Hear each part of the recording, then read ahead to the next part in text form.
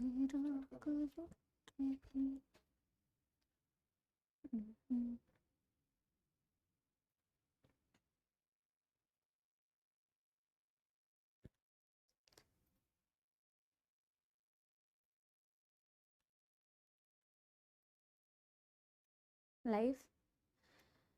ये तो चलेंगे नहीं, वही वाले लगा दे। हेलो हेलो, नमस्कार नमस्कार नमस्कार, good evening good evening good evening, hi everybody, am I audible, am I visible, एक बार मेरे को बता दो। Good evening good evening good evening good evening good evening, yes, how are you all? आप लोग कैसे हैं? कैसे हैं आप लोग? पढ़ाई कैसी चल रही है? Yes everybody. हार्ट हमने शुरू किया था, आज हम हार्ट को कंप्लीट करेंगे। चार्ट्स का है? यस, थैंक यू योगल। ऑल गुड, सब दिखाई सुनाई दे रहा है? बहुत शानदार, ठीक है। आज का मौसम बहुत अच्छा हो रहा है, ठीक है। यस, तो जल्दी जल्दी से इस अच्छे से मौसम में अच्छी अच्छी सी पढ़ाई करते हैं और फिर आपकी क्लास होने के बाद अच्छी अच्छी सी चाय पीते हैं, ठीक है। यस, तो आप तो पी सकते हैं अभी बैठ के, अच्छी अच्छी पढ़ाई कर सकते हैं खिड़की को खोल के। अगर आपके यहाँ का भी वेदर बहुत अच्छा हो रहा है तो आप भी बेटा उसका मजा ले सकते हैं, लेकिन मजे लेते लेते सो नहीं जाना है, क्योंकि ऐसे मौसम में नींद भी बहुत आती है। तो पता नहीं तुम लोगों के साथ ऐसा होता है कि नहीं? हाँ, नींद भी बहुत आती है। बारिश का वेदर होता है ना, या ऐसे टाइप का थोड़ा वेदर होता है तो मस्त नींद भी आती है, लेकिन मस्त नींद हमें नहीं लेनी है, हमें मस्त पढ़ाई करनी है, ठीक है। बाकी बेटा मेरी जो इतनी भयंकर आवाज है उसमें तुम्हें क्या ही नींद आएगी, है ना? तो तुम्हें नींद तो आने नहीं वाली है ना? यस, चलो, बहुत शानदार बहुत शानदार। अब बेटा हम शुरू करेंगे आज का टॉपिक, लेकिन एक बारी क्विक रिवीजन करेंगे पिछली क्लास का। लेकिन पिछली क्लास का रिवीजन तो वैसे भी हो जाएगा क्योंकि हमने हार्ट का डायग्राम पूरा नहीं किया था, तो हार्ट का डायग्राम पूरा आज होगा तो रिवीजन उसके थ्रू ही हो जाएगा, ठीक है। यस, हाँ, बहुत बढ़िया बहुत बढ़िया। तो बहुत ही प्यार से, बहुत ही प्यारे प्यारे मेरे जग से न्यारे सपोलो की क्लास शुरू करते हैं बच्चों। आज का टॉपिक होने वाला है हार्ट का continuation, conducting pathways and cardiac cycle, ठीक है। कार्डियक साइकिल शायद इंट्रो करेंगे, पूरा तो हो नहीं पाएगा, ठीक है ना। हाँ, चलो सुनो मेरी बात। पिछली क्लास हमने ना हार्ट के डायग्राम्स, आई थिंक ये this was the same diagram में सेम डायग्राम लेके आई हूं, ठीक है। तो हम यहीं से समाप्ति एक्सप्रेस करेंगे, यहीं से पिछली क्लास का रिवीजन करेंगे और फिर हम बेटा यहां से आगे कंटिन्यू करेंगे, ठीक है। तो हमने बेटा पिछली क्लास में पढ़ा था कंडक्टिंग पाथवे। सब अपनी बेटा एनसीआर अपने अपने नोट्स को खोल लो, जो आपने नोट्स बनाए हैं सारे नोट्स को खोल लो। आज हम सबसे पहले बेटा उन्हीं नोट्स को पहले रिवाइज करते हैं और यहां से कंटिन्यू करेंगे। एंड आई एम श्योर तुमने ऐसा ही डायग्राम बनाया है, ठीक है ना। हाँ, तो बेटा हमने पढ़ा था सर्कुलेटरी पाथवेज और हमने कहा था कि अलग अलग एनिमल्स में डिफरेंट डिफरेंट चेम्बर्ड हार्ट होते हैं और उनका जो सर्कुलेटरी सिस्टम है वो अलग अलग टाइप का होता है और उनमें जो सर्कुलेशन होता है वो भी अलग अलग टाइप का होता है, ठीक है। हाँ, तो हमने सबसे पहले ये बोला था बच्चों, क्या no slide for some people, there is no slide. मैं चेक करवा लेती हूँ। युगल सब रिवाइज करके आए हैं, चलो ये तो बहुत बहुत बढ़िया है, ठीक है। एक तो चेक कर ले स्लाइड।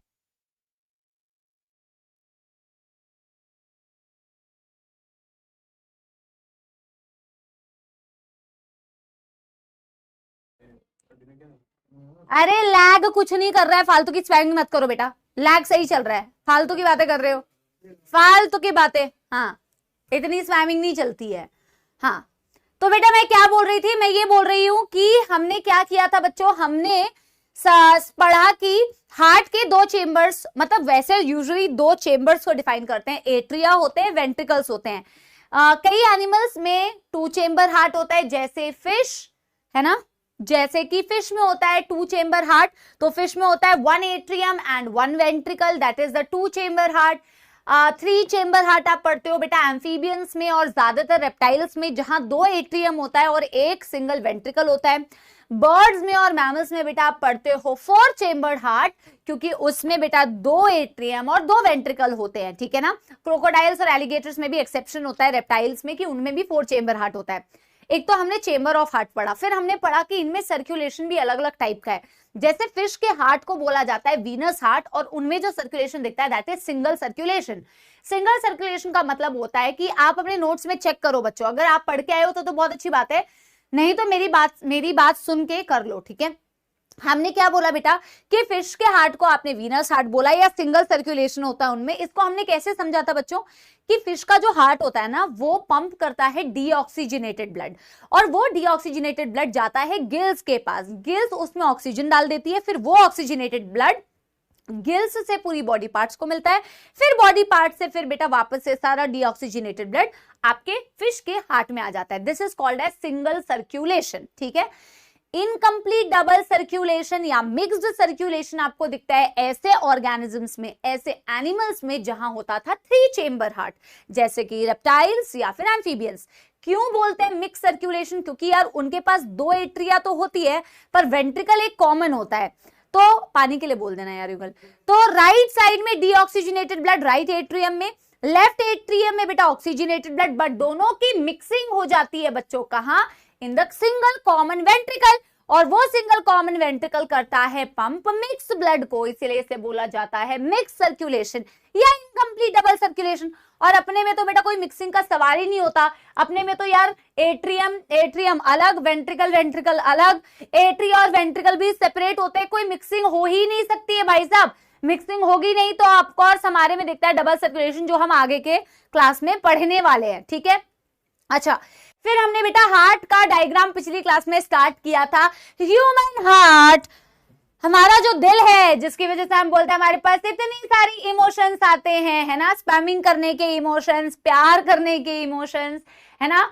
तो आपके और मेरे दिल का जो कनेक्शन है, इस दिल के बारे में बेटा हमने पढ़ा था। बेसिकली हम बोलते हैं ना हमारे इमोशंस हमारे यहाँ से, हालांकि आपको मैं आगे ना न्यूरल नर्वस सिस्टम पढ़ाऊंगी, आप देखोगे आपके दिमाग में एक पार्ट होता है जो ह्यूमन इमोशंस को कंट्रोल करता है, ठीक है, that is called as the emotional brain. तो वो इमोशनल ब्रेन होता है हमारा जो ह्यूमन इमोशंस को कंट्रोल कर रहा होता है, ठीक है ना।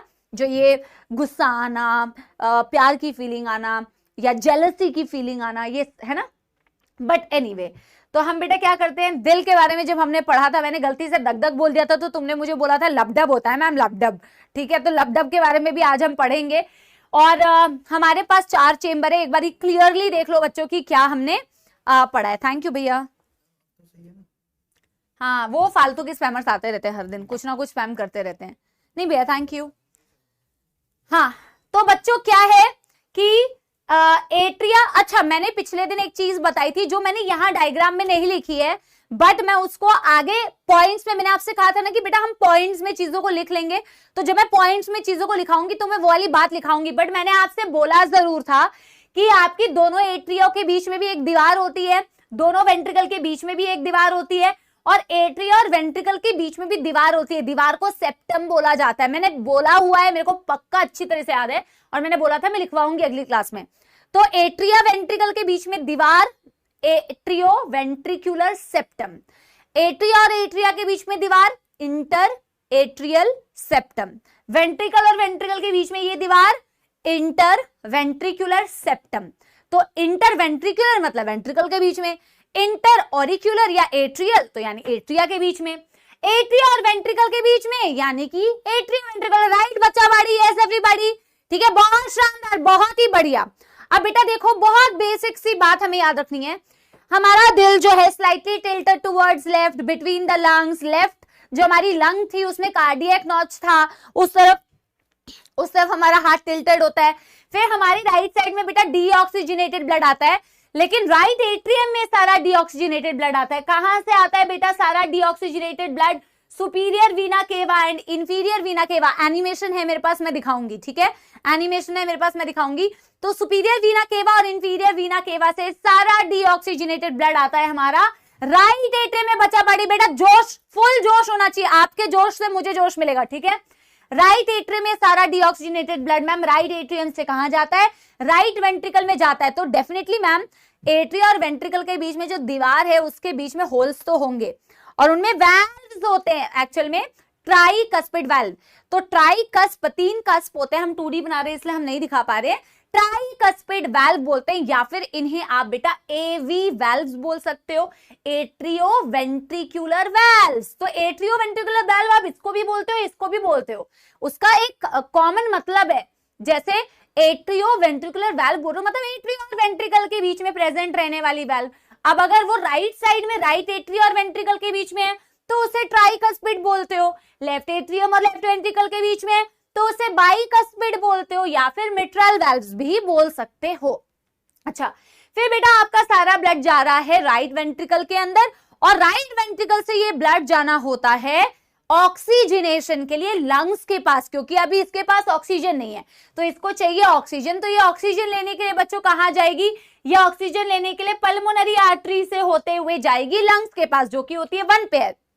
तो डेफिनेटली अगर पल्मोनरी आर्टरी जो है वो क्या कर रही है, अगर पल्मोनरी आर्टरी आपका ब्लड लेके जा रही है लंग्स के पास तो डेफिनेटली ये डीऑक्सीजनेटेड ब्लड को ही लेके जा रही होगी। और ये कहां से लेके जा रही होगी, ये आपके राइट एट्रियम से, राइट वेंट्रिकल से लेके जा रही होगी, क्योंकि राइट वेंट्रिकल में आया ना सारा डीऑक्सीजनेटेड ब्लड। तो यहां से ये सारे डीऑक्सीजनेटेड ब्लड को लंग्स के पास लेके जा रही है ऑक्सीजनेशन के लिए। बट यहाँ से ब्लड पीछे की तरफ कभी नहीं गिरता। क्यों नहीं गिरता है, क्योंकि इसमें भी वाल्व्स होती है और हम कार्डियक साइकिल जब पढ़ेंगे ना बच्चों तो मैं आपको बताऊंगी, ठीक है, कि ये वाल्व्स का क्या काम है, क्या करती है। इन वाल्व्स को बोला जाता है सेमी ल्यूनर वाल्व्स, क्योंकि ये आपके पल्मोनरी आर्टरी में है तो इनको स्पेसिफिकली आप बोल सकते हो पल्मोनरी सेमील्यूनर वाल्व्स। देखो है तो ये भी सेमील्यूनर वाल्व्स जो पल्मोनरी आर्टरी में, ये भी सेमील्यूनर वाल्व्स है जो आयोटा में है, बट क्योंकि ये पल्मोनरी आर्टरी में तो इन्हें अगर आपको डिफरेंशिएट करना है तो आप इसको सिंपली पल्मोनरी सेमील्यूनर वाल्व बोल दो, और जो आयोटा में प्रेजेंट है उसे सिंपली आयोटिक सेमील्यूनर वाल्व बोल दो। ठीक है तो सेम चीज ही, आयोटिक सेमील्यूनर वाल्व। समझ में आ गई बात। फिर हमने वेंट्रिकल की वॉल्स बनाई हुई थी। देखो एट्रिया के कंपैरिजन में वेंट्रिकल की वॉल ज्यादा थिक होती है अगर तुम एट्रिया से वेंट्रिकल की वॉल कंपेयर करोगे, क्योंकि वेंट्रिकल्स को ब्लड को पंप करना होता है। लेकिन अगर मैं लेफ्ट वेंट्रिकल और राइट वेंट्रिकल को कंपेयर करूं तो लेफ्ट वेंट्रिकल की जो वॉल है ना वो कंपैरेटिवली और ज्यादा थिक होती है। क्यों? क्योंकि बेटा इसको पूरी बॉडी को पंप करना होता है ब्लड। जिसको पूरी बॉडी को ब्लड पंप करना होगा इसमें बेटा सबसे ज्यादा वॉल थिकनेस की जरूरत पड़ेगी। हमने पिछली क्लास में आई थिंक। अच्छा, फिर ऑक्सीजनेटेड ब्लड बेटा देखो पल्मोनरी आर्टरी डीऑक्सीजनेटेड ब्लड को लेके गई किसके पास, लंग्स के पास लेके गई। वहां पे बेटा ब्लड में ऑक्सीजन आ गया। अब वो ऑक्सीजनेटेड ब्लड बेटा पल्मोनरी वेन से होता हुआ कहां आ गया, पल्मोनरी वेन से होता हुआ आपके लेफ्ट एट्रियम में आ गया। लेफ्ट एट्रियम से वही ऑक्सीजनेटेड ब्लड लेफ्ट वेंट्रिकल में चला गया और लेफ्ट वेंट्रिकल से सारा ऑक्सीजनेटेड ब्लड इस आयोटा से होता हुआ पूरी बॉडी को पंप हो जाएगा। हमने पिछली क्लास में सिर्फ इतना ही पढ़ा है। अब आप मेरे को पहले ये बताओ कि यहां तक कोई दुखद समस्या? हमने सिर्फ रिवीजन किया है पिछली क्लास का, ठीक है। यस, हमने पिछली क्लास का सिर्फ रिवीजन किया है। मेरे को एक बारी दिल बना के बता दो दिल वाली क्लास में कि रिवीजन डन एवरीबॉडी। यस,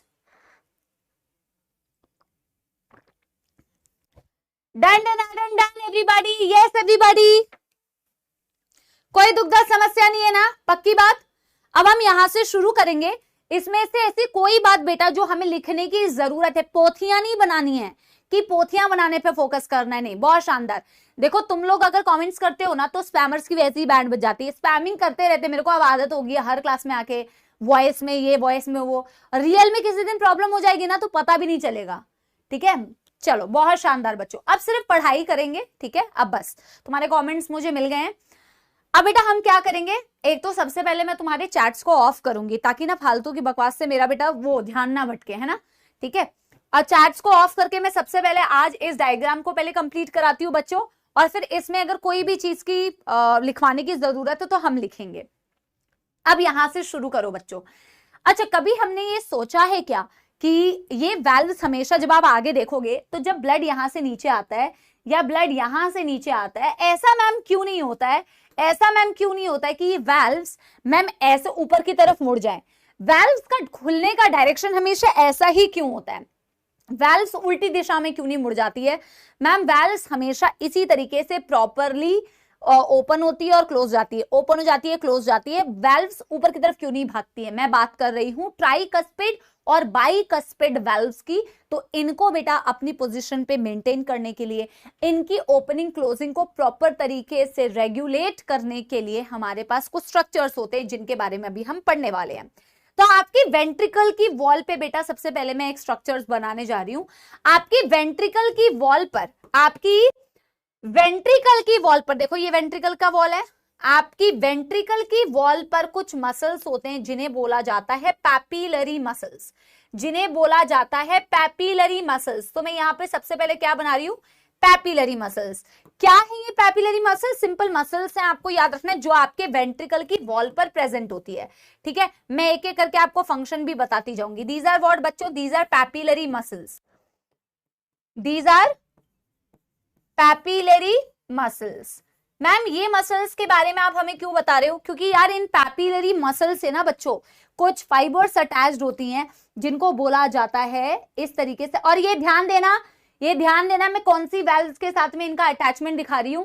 मैं ट्राइकस्पिड या बाइकस्पिड से अटैचमेंट दिखाऊंगी, मैं सेमील्यूनर वेल्व से नहीं दिखा रही हूं अटैचमेंट। मैं ट्राइकस्पिड या बाइकस्पिड से इनका अटैचमेंट दिखा रही हूं, मैं बिल्कुल भी बेटा इससे अटैचमेंट नहीं दिखा रही, सेमील्यूनर वेल्व से अटैचमेंट नहीं दिखा रही। ठीक है, मैं सेमील्यूनर वेल्व से अटैचमेंट नहीं दिखा रही। तो ये आपको जो मैंने बेटा ब्लू कलर के बना के बताए, जो एक तरफ से आपके ट्राइकस्पिड और बाइकस्पिड से जुड़े हुए हैं, दूसरी तरफ से आपके पैपिलरी मसल से जुड़े हुए हैं, इनको बोला जाता है कॉर्डे टेंडने। इनको बोला जाता है कॉर्डे टेंडने। बेटा नाम, आप डॉक्टर बनने वाले हो, टर्मिनोलॉजी से घबराना नहीं है, टर्म्स को बार बार बोल के देखना है। ठीक है, कॉर्डे टेंडने।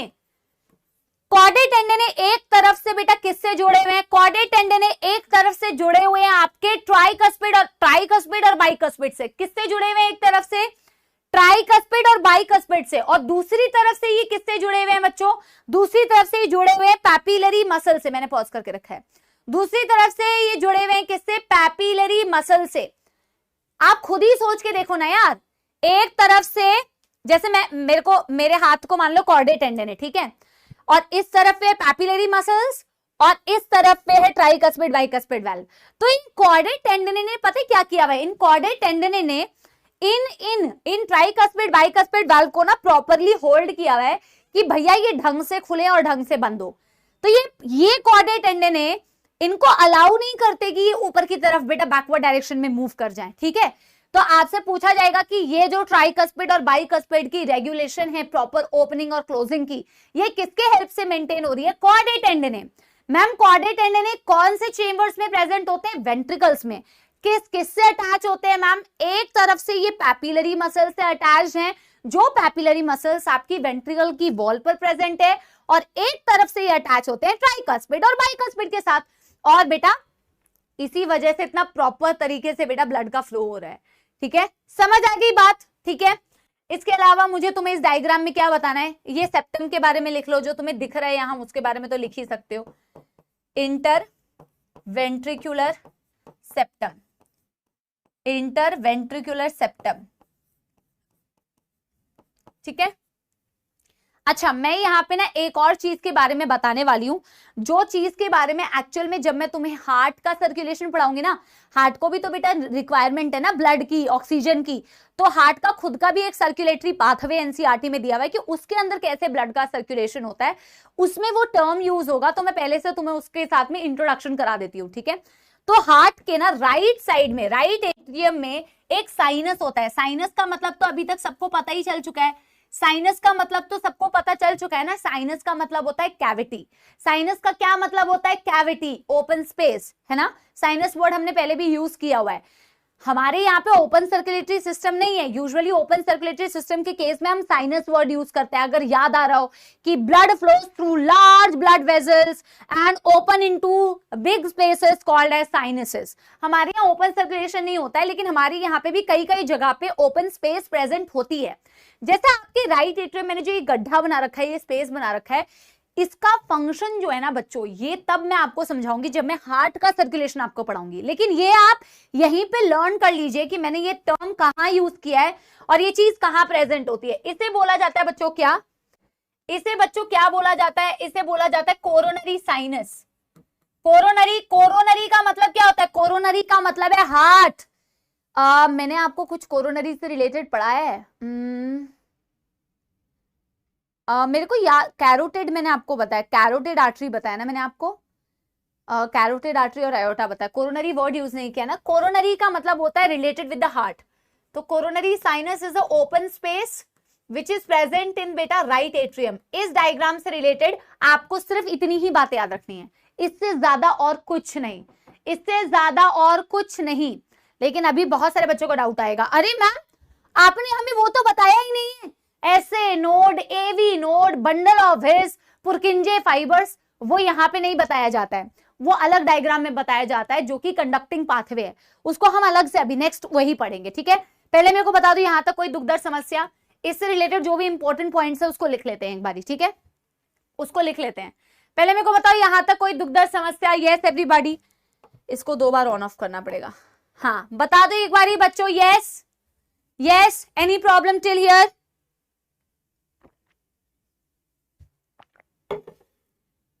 काहे नहीं चल रहा है ये,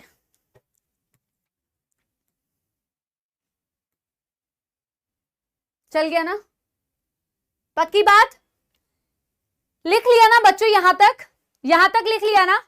वो जो एसए नोड एवी नोड का लोड मत लो, वो एवी नोड एसए नोड अगले डायग्राम में होगा, कंडक्टिंग पाथवे, ठीक है, बहुत बढ़िया। तो मैं क्या करती हूँ बच्चों, अगले पेज में फिर एनसीईआरटी की रीडिंग करनी है और एनिमेशन भी देखना है, ठीक है।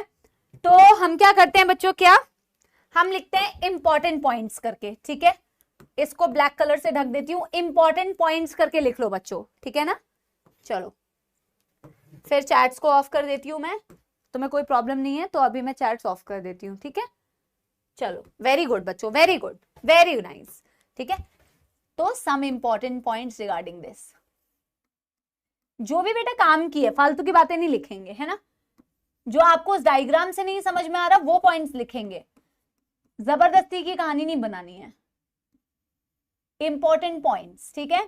तो नंबर वन बात,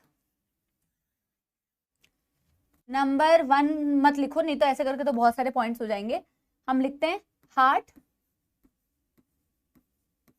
is present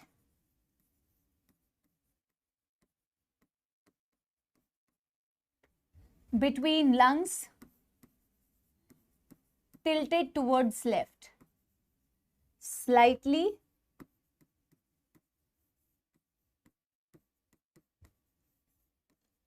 tilted towards the left, ठीक है, slightly tilted towards the left। दूसरी बात देखो, मैं इस तरीके से आपको समझाऊंगी ना तो आपको मजा आ जाएगा कि मतलब ना डायग्राम में मैं जो वहां पे दिखा नहीं पाई ना, तो मैं यहाँ पे दिखा दे रही हूँ। जैसे ये हार्ट के 4 चेम्बर्स आपने बनाए थे ना बच्चों, हमने वो breathing and exchange of gas में ऐसा ही तो हार्ट बनाया था। देखो अगर मैं आपको एक फैक्ट बताऊं ना बच्चों, देखो ऑफ कोर्स हमें वो वाला डायग्राम भी आना चाहिए जो अभी हमने बनाया है, सुंदर सा डायग्राम, लेकिन ना साइंटिफिक वे में डायग्राम बंदा कैसे भी बना सकता है। आप 4 डब्बे बना के भी एट्रिया और वेंट्रिकल एक्सप्लेन कर सकते हो। तुम्हें कल को किसी को एक्सप्लेन करना हो ना, तो ऐसा जरूरी नहीं है कि तुम्हें खूबसूरत सा हार्ट बना के एक्सप्लेन करना है, बट तुम अगर साइंटिफिकली उसे सही से समझा दोगे, भले ही तुम ऐसा बना के दिखा दो, है ना, बट उसके जो वो पॉइंट्स है वो सही होने चाहिए, कौन सा ब्लड वेसल कहां से निकाल रहे हो। तो जैसे कि ये 4 चेम्बर्स हैं, ठीक है, तो हमने बोला एट्रिया और वेंट्रिकल्स के बीच में भी दीवार है, एट्रिया और एट्रिया के बीच में भी दीवार है, तो एट्रिया और एट्रिया के बीच में ये दीवार, ठीक है, एट्रिया और एट्रिया के बीच में ये दीवार, एट्रिया और वेंट्रिकल के बीच में ये दीवार, और वेंट्रिकल और एट्रिया के बीच में ये दीवार। अब मैंने ये कलर से इतना क्यों रंगीन बनाया है और ऐसा क्यों बनाया है, ये इसलिए बनाया बच्चों कि आपके एनसीईआरटी में बहुत क्लियरली दिया है कि एट्रिया और एट्रिया के बीच में जो दीवार होती है वो पतली होती है, थिन होती है।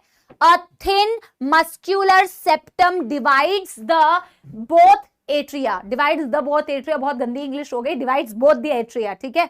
तो बोथ द एट्रिया को डिवाइड करने के लिए पतली एक सेप्टम होती है, पतली दीवार होती है, लेकिन दोनों वेंट्रिकल को डिवाइड करने के लिए थिक थिक फाइब्रस मतलब दीवार होती है जो दो वेंट्रिकल के बीच में है।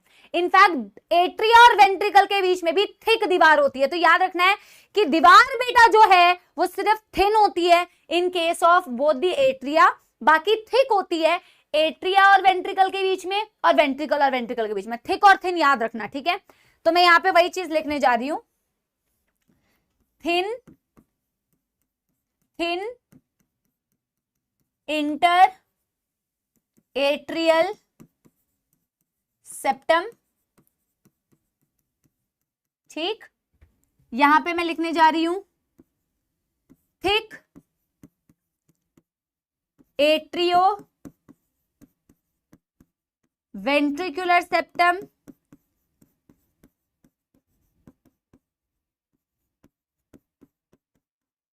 ठीक। और यहां पे मैं लिखने जा रही हूं थिक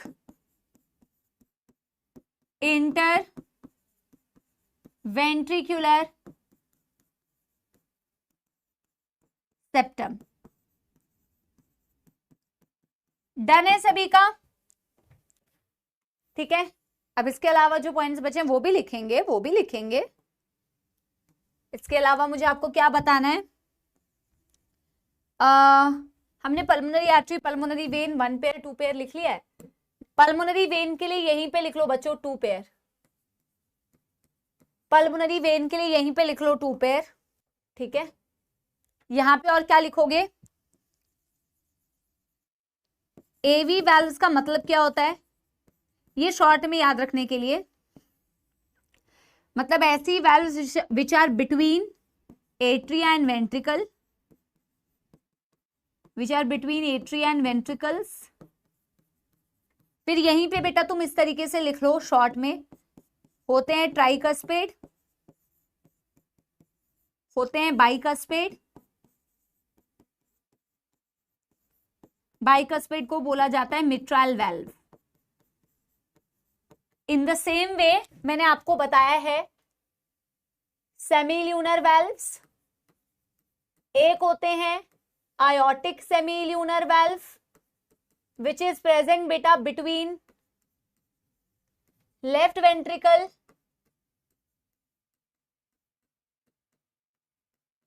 and aorta, aorta और लेफ्ट वेंट्रिकल को डिवाइड कर रहा है। दूसरा है पल्मोनरी सेमील्यूनर वेल्व जो पल्मोनरी आर्टरी और राइट वेंट्रिकल के बीच में है, between right ventricle and pulmonary artery, ठीक है। इसके अलावा मुझे क्या बताना है, कॉर्डे टेंडने, कॉर्डे टेंडने के बारे में एक बात लिख लो बस। इसके अलावा बेटा और कोई पोथियां नहीं बनानी है हमें। Prevents backward movement of AV valves, prevent backward movement of AV valves, that's it,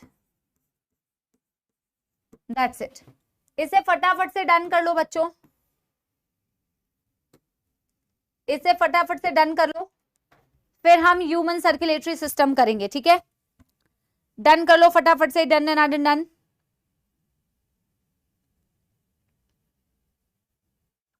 2 minute का टाइम दे रही हूं, ठीक है, 2 मिनट का टाइम दे रही हूं, फटाफट से नोट कर लो।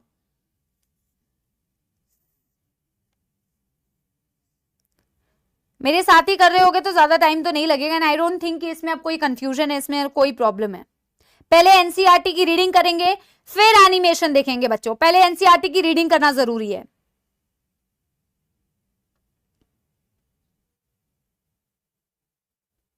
फटाफट से कर लो।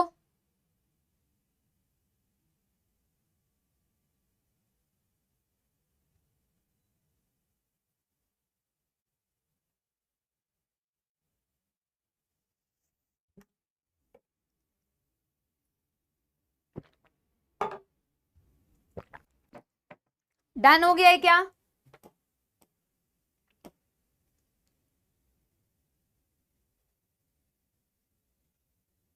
डन। एनसीईआरटी में जहां ह्यूमन सर्कुलेटरी सिस्टम दिया हुआ है बच्चों, वो करेंगे, ठीक है। What does papillary muscles do? Papillary muscles helps in attachment of chordae tendon. Chordae tendon बेटा पैपिलरी मसल से तो अटैच्ड है, ठीक है।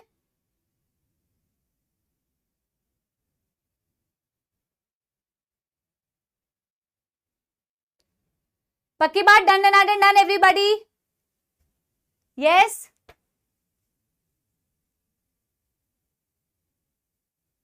To 283 old NCERT, 283 old NCERT. New का कोई बता ही नहीं रहा है उसकी कोई। टू एक्सप्लेन क्या होता है? ओए हेलो एक्सक्यूज मी, पिछली क्लासेस अटेंड करके आया करो। एक्सप्लेन क्या कर रही थी यहाँ पे? पहली बार क्लास अटेंड कर रहे हो क्या? जीवन में पहली बार स्कूल जा रहे हो? 198 in new and 200 something in old, ठीक है। Human circulatory system, also called as blood vascular system, contain muscular chamber heart and a network of closed blood vessels and blood, the fluid which is circulated. तो इसमें एक heart है बच्चों, इसमें blood vessels हैं और इस ब्लड वेजल्स के अंदर ब्लड है। ये तो हम बता ही चुके थे कि हार्ट का ओरिजिन मीजोडर्मल होता है, तो it is mesodermally derived organ and it is situated in the thoracic cavity between the two lungs, situated slightly tilted towards the left. lungs के बीच में थोड़ा सा लेफ्ट तरफ tilted होता है और उसका साइज होता है क्लोज क्लेंज्ड फिस्ट के जितना, इसके जितना, जितना आपका क्लेंज्ड फिस्ट का साइज है उतना ही आपका बेटा हार्ट का साइज होगा। It is protected by a double wall membranous bag called as pericardium. ये भी हम पिछली क्लास में देख चुके हैं बच्चों कि पेरिकार्डियल फ्लूइड होता है, पेरिकार्डियम होता है, आउटर वाले को पेराइटल पेरिकार्डियम बोलते हैं, अंदर वाले को विसरल पेरिकार्डियम बोलते हैं, ठीक है। आवर हार्ट हैज 4 चेंबर, 2 ऊपर के कंपेरेटिवली छोटे चेंबर जिनको एट्रिया बोला जाता है, 2 नीचे के बड़े चेंबर जिनको बोला जाता है वेंट्रिकल। अब बेटा जरा ध्यान देना, थिन सिर्फ किसके बीच में? दोनों एट्रिया के बीच में। A thin muscular wall called as interatrial septum separate the right and left atrium, whereas thick walled interventricular septum separate the left and right ventricle. Thick होता है एट्रिया और वेंट्रिकल के बीच में और वेंट्रिकल और वेंट्रिकल के बीच में। The atria and ventricle of the same side are also separated by a thick fibrous tissue called as atrioventricular septum, ठीक है। However, each of these septa are provided with the opening through which the two chamber of the same side are connected. However, same side के दोनों chamber के बीच में आपस में communication हो, इसीलिए इन दोनों के सेम साइड के जो दोनों चेंबर है यानी right atrium right ventricle, left atrium left ventricle, इनके बीच में कम्युनिकेशन के लिए होना चाहिए बच्चों, क्या होना चाहिए? ओपनिंग। तो क्या बोला है? The right atrium and the right ventricle is guarded by a valve formed of 3 muscular flap or cusp called as tricuspid valve. तो राइट एट्रियम और राइट वेंट्रिकल के बीच में 3 मस्कुलर फ्लैप वाला जो कस्प होता है, इसलिए इसे ट्राइकस्पिड वाल्व बोला जाता है। Whereas bicuspid or mitral valve guard the opening between left atrium and the left ventricle. Left atrium और left ventricle के बीच में जो गार्डिंग होती है, that is with the help of 2 cusp वाली valve, उसे बोला जाता है bicuspid या mitral valve या फिर atrioventricular valve.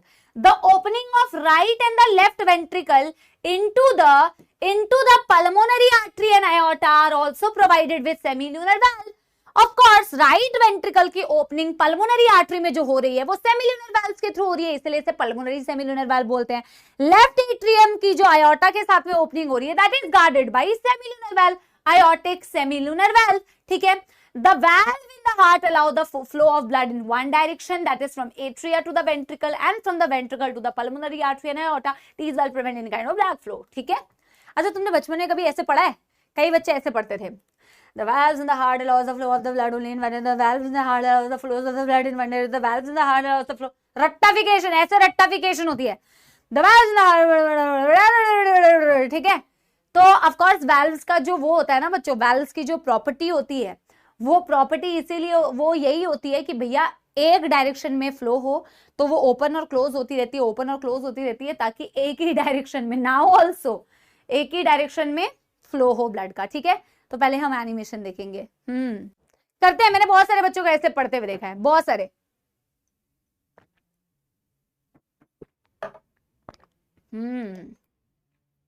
यस मैम, सपोलो को मैं बहुत अच्छे से जानती हूँ। कंडक्टिंग सिस्टम इसके बाद स्टार्ट करेंगे, और उसी के बाद ये हार्ट में कार्डियक मसल्स की मैं बात करूंगी। चलो एनिमेशन देखें, बहुत ही शानदार। इसको करते हैं, लाइट को ऑफ करूं। देखो इसमें ना बेटा उतनी चीजें, क्योंकि ना हर कुछ, कई सारे वीडियोस होती हैं जिसमें बहुत एक्स्ट्रा ज्ञान होता है, तो हमें ना बेटा एक्स्ट्रा ज्ञान को हटाते हुए चलना है। ठीक है,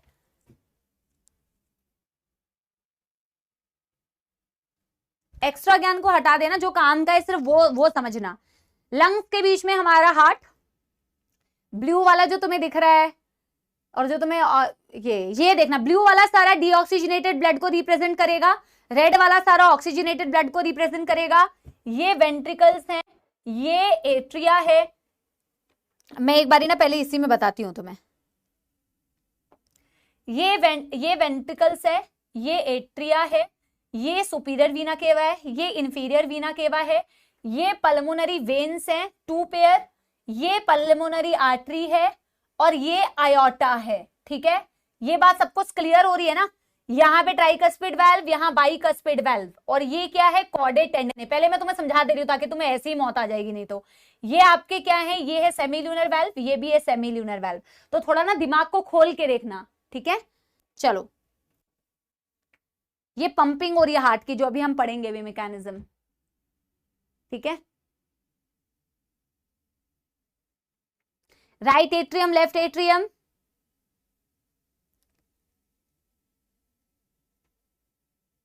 राइट वेंट्रिकल, लेफ्ट वेंट्रिकल। ठीक है, बिल्कुल ध्यान से देखो बेटा, तुम्हारे फायदे की चीज है। जितना लर्न कर पाओ किसी भी चीज से, और टाइम पास मत करो। जो बाकी तो बेटा टाइम पास करते हैं उनको करने दो टाइम पास। अच्छा, अब देखो बेटा कैसे ब्लड फ्लो कर रहा है। सुपीरियर वीना केवा, इंफीरियर वीना केवा से राइट एट्रियम से राइट वेंट्रिकल, पल्मोनरी वेन से राइट एट्रियम, पल्मोनरी वेन से लेफ्ट एट्रियम, लेफ्ट एट्रियम से लेफ्ट वेंट्रिकल। राइट एट्रियम और राइट वेंट्रिकल के बीच में जो ओपनिंग है, that is the tricuspid valve से गार्डेड है। अभी वो दिखाएंगे आपको। ये देखो यहाँ पे कौन सी वाल्व है, ये ट्राइकस्पिड वाल्व है। यहाँ पे ट्राइकस्पिड वाल्व है, ये देख रहे हो, ट्राइकस्पिड वाल्व है। ये क्या है, ये कॉर्डेट टेंडने है, ये वाले कॉर्डेट टेंडने हैं। तो tricuspid valve, right atrium, right ventricle के बीच में। अब यहां से बेटा ब्लड देखो ऊपर जा रहा है, कहां से, पल्मोनरी वेन और पल्मोनरी वाल्व है। That is the pulmonary सेमील्यूनर valve. तो राइट वेंट्रिकल से डीऑक्सीजनेटेड ब्लड पल्मोनरी आर्टरी में गया, पल्मोनरी आर्टरी से लंग्स में गया ऑक्सीजनेशन के लिए। तो ये ऑक्सीजन के लिए बेटा लंग्स के पास जा रहा है, लंग्स में ऑक्सीजन भर जाएगा उसके अंदर, फिर पल्मोनरी वेन से वही ऑक्सीजनेटेड ब्लड आपके लेफ्ट एट्रियम में आएगा, लेफ्ट एट्रियम से लेफ्ट वेंट्रिकल में जाएगा, जिनके बीच में अभी आपको दिखाया जाएगा बाइकस्पिड वाल्व है। ठीक है, ये देखो, ये देखो। ठीक है, this is left atrium, pulmonary vein से सारा ऑक्सीजनेटेड ब्लड आया, ऑक्सीजनेटेड ब्लड लेफ्ट वेंट्रिकल में गया, दोनों के बीच में ये वाली वाल्व बाइकस्पिड। ये क्या है, कॉर्डेट टेंडन है। ये क्या है बेटा, ये पैपिलरी मसल्स है, दिख रही है, ये पैपिलरी मसल्स है जो वेंट्रिकल की वॉल पे प्रेजेंट होती है। पैपिलरी मसल्स कहां पे प्रेजेंट है, वेंट्रिकल की वॉल पे। कौन किससे अटैच कर रही है, कॉर्डेट टेंडने। कॉर्डेट टेंडने किससे अटैच है, बाइकस्पिड, ट्राइकस्पिड। अब देखो यहाँ ऑक्सीजनेटेड ब्लड लेफ्ट वेंट्रिकल से कहां जाएगा, ये कौन सा वाल्व दिखाया, सेमील्यूनर वाल्व, जो आयोटा में है, और ये आयोटा से होता हुआ फुल बॉडी पार्ट्स में चला जाएगा, सारा फुल बॉडी पार्ट्स में चला जाएगा। इसी तरीके से सर्कुलेशन होती है, बट इतना आसान नहीं होता है प्रोसेस जितना आसान यहाँ पे एक्सप्लेन किया हुआ है। ठीक है, इतना आसान तो है नहीं, obviously it takes a whole lot. हाँ, आई थिंक इतना ही तुम्हारे लिए अभी काफी है, तुम्हें इससे ज्यादा की जरूरत अभी नहीं है। ठीक है, so this was the beautiful animation and I hope इससे और थोड़ा बेटर तुम्हें लगा होगा। हालांकि बेटा हमने सारी चीजें करी हुई है, बट ठीक है, कोई बात नहीं। बेटर लगा, अच्छा लगा, yes, you all could relate with the diagram, yes everybody. ठीक है, यस। हार्ट अटैक का क्या रीजन होता है, फजान पहले पूरा हार्ट तो पढ़ ले, पहले अटैक समझना है तेरे को। डॉक्टर बनने से पहले ट्रीटमेंट करने लग जाएगा क्या? नहीं ना, स्टेप बाय स्टेप सारी चीजें पढ़, सब कुछ समझ में आएगा। ठीक है, yes everybody, useful to you all? Yes. ये क्यों नहीं बन रहा है फिर, ये क्यों नहीं बन रहा है? हाँ, कंजूस, कंजूस है बिल्कुल। एनिमेशन आने में भी कंजूसी करूं मैं? आए बड़े नहीं तो। अब हमें पढ़ना है कंडक्टिंग सिस्टम। जो मैं आपको बता रही थी ना बच्चों की, इतना आसान नहीं है, इतना आसान नहीं है ब्लड का फ्लो होना। अपने कंडक्टिंग सिस्टम अगर अपने पास नहीं होता ना, तो अपने हार्ट में ऐसे अपने आप से ततास्तु नहीं हो रहा है बेटा कि ब्लड आएगा, एट्रियम से वेंट्रिकल जाएगा, वेंट्रिकल से आयोटा पल्मोनरी आर्टरी जाएगा। It is not that easy process. It is of course, मतलब इट इज नॉट दैट छोटू सा प्रोसेस। इसके पीछे बहुत सारी और भी कार्यक्रम होता है। इसमें हमें पढ़ना होता है conducting system of the heart. I think बहुत सारे लोगों ने बेटा, आई थिंक तुम लोगों ने ये सुना हो अपने आसपास में कि किसी का हार्ट का ऑपरेशन हुआ है, उसके हार्ट में पेसमेकर लग गया है। शायद तुमने सुना हो इनके हार्ट का ऑपरेशन हुआ है, इनके हार्ट में पेसमेकर लग गया है। तो मैं अभी वही पेसमेकर शेषमेकर की ही कहानी तुम्हें मैं बताऊंगी, जिसमें कंडक्टिंग पाथवे आएगा। तुम्हें पता है ये जो हार्ट ऐसे धक धक, तुम्हें जो आवाज आ रही है धक धक, धक धक नहीं लपडप, ये तुम्हें कैसे आ रही है भैया? और तुम्हारा हार्ट ऐसे जो पंप करता रहता है, जो तुमने अभी वीडियो में देखा, ऐसे ऐसे ऐसे ऐसे ऐसे ऐसे कर रहा है, ये कैसे कर रहा है? इस पूरी चीज के लिए तुम्हारा कंडक्टिंग पाथवे रिस्पॉन्सिबल होता है, जिसमें तुम ये सारी चीजों के बारे में पढ़ोगे। SA node, AV node, bundle of hairs, पुरकिंजे fibres. ठीक है, यस, ठीक है ना? चलो, बहुत शानदार, बहुत बढ़िया। तो conducting system of the heart में बेटा हम क्या करते हैं, पहले अब तुम्हारे चार्ट्स को पहले ऑफ करते हैं, और फिर बेटा हम क्या करते हैं, इसको बनाना स्टार्ट करते हैं। अब तुम ये मत बोलना कि मैम फिर से डायग्राम, ये बहुत इजी सा डायग्राम है, छोटा सा डायग्राम है। बायो का बेटा मजा ही क्या है अगर हमने बिना डायग्राम के सिर्फ कहानी लिख दी है ना। तो conducting system of the heart heading डालो और फिर ये बनाना स्टार्ट करो मेरे साथ में। छोटा सा डायग्राम है, बहुत ज्यादा बड़ा डायग्राम है नहीं, तो कोई मौत नहीं आएगी, ऐसा मुंह मत सड़ाना बच्चों। छोटा सा डायग्राम है।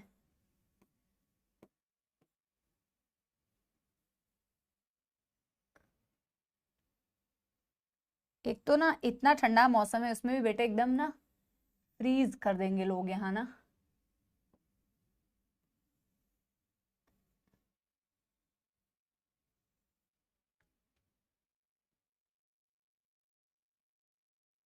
जैसा बना रही हूं बिल्कुल वैसा बनाना,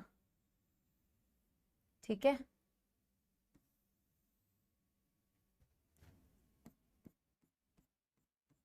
पहले तो मैं AC का टेम्परेचर ठीक करके आई बच्चों, बहुत ठंड लग रही है।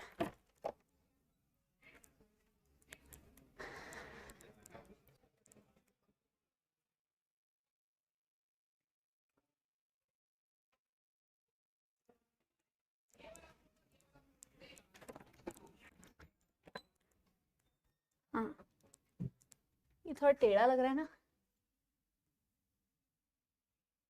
अरे यार,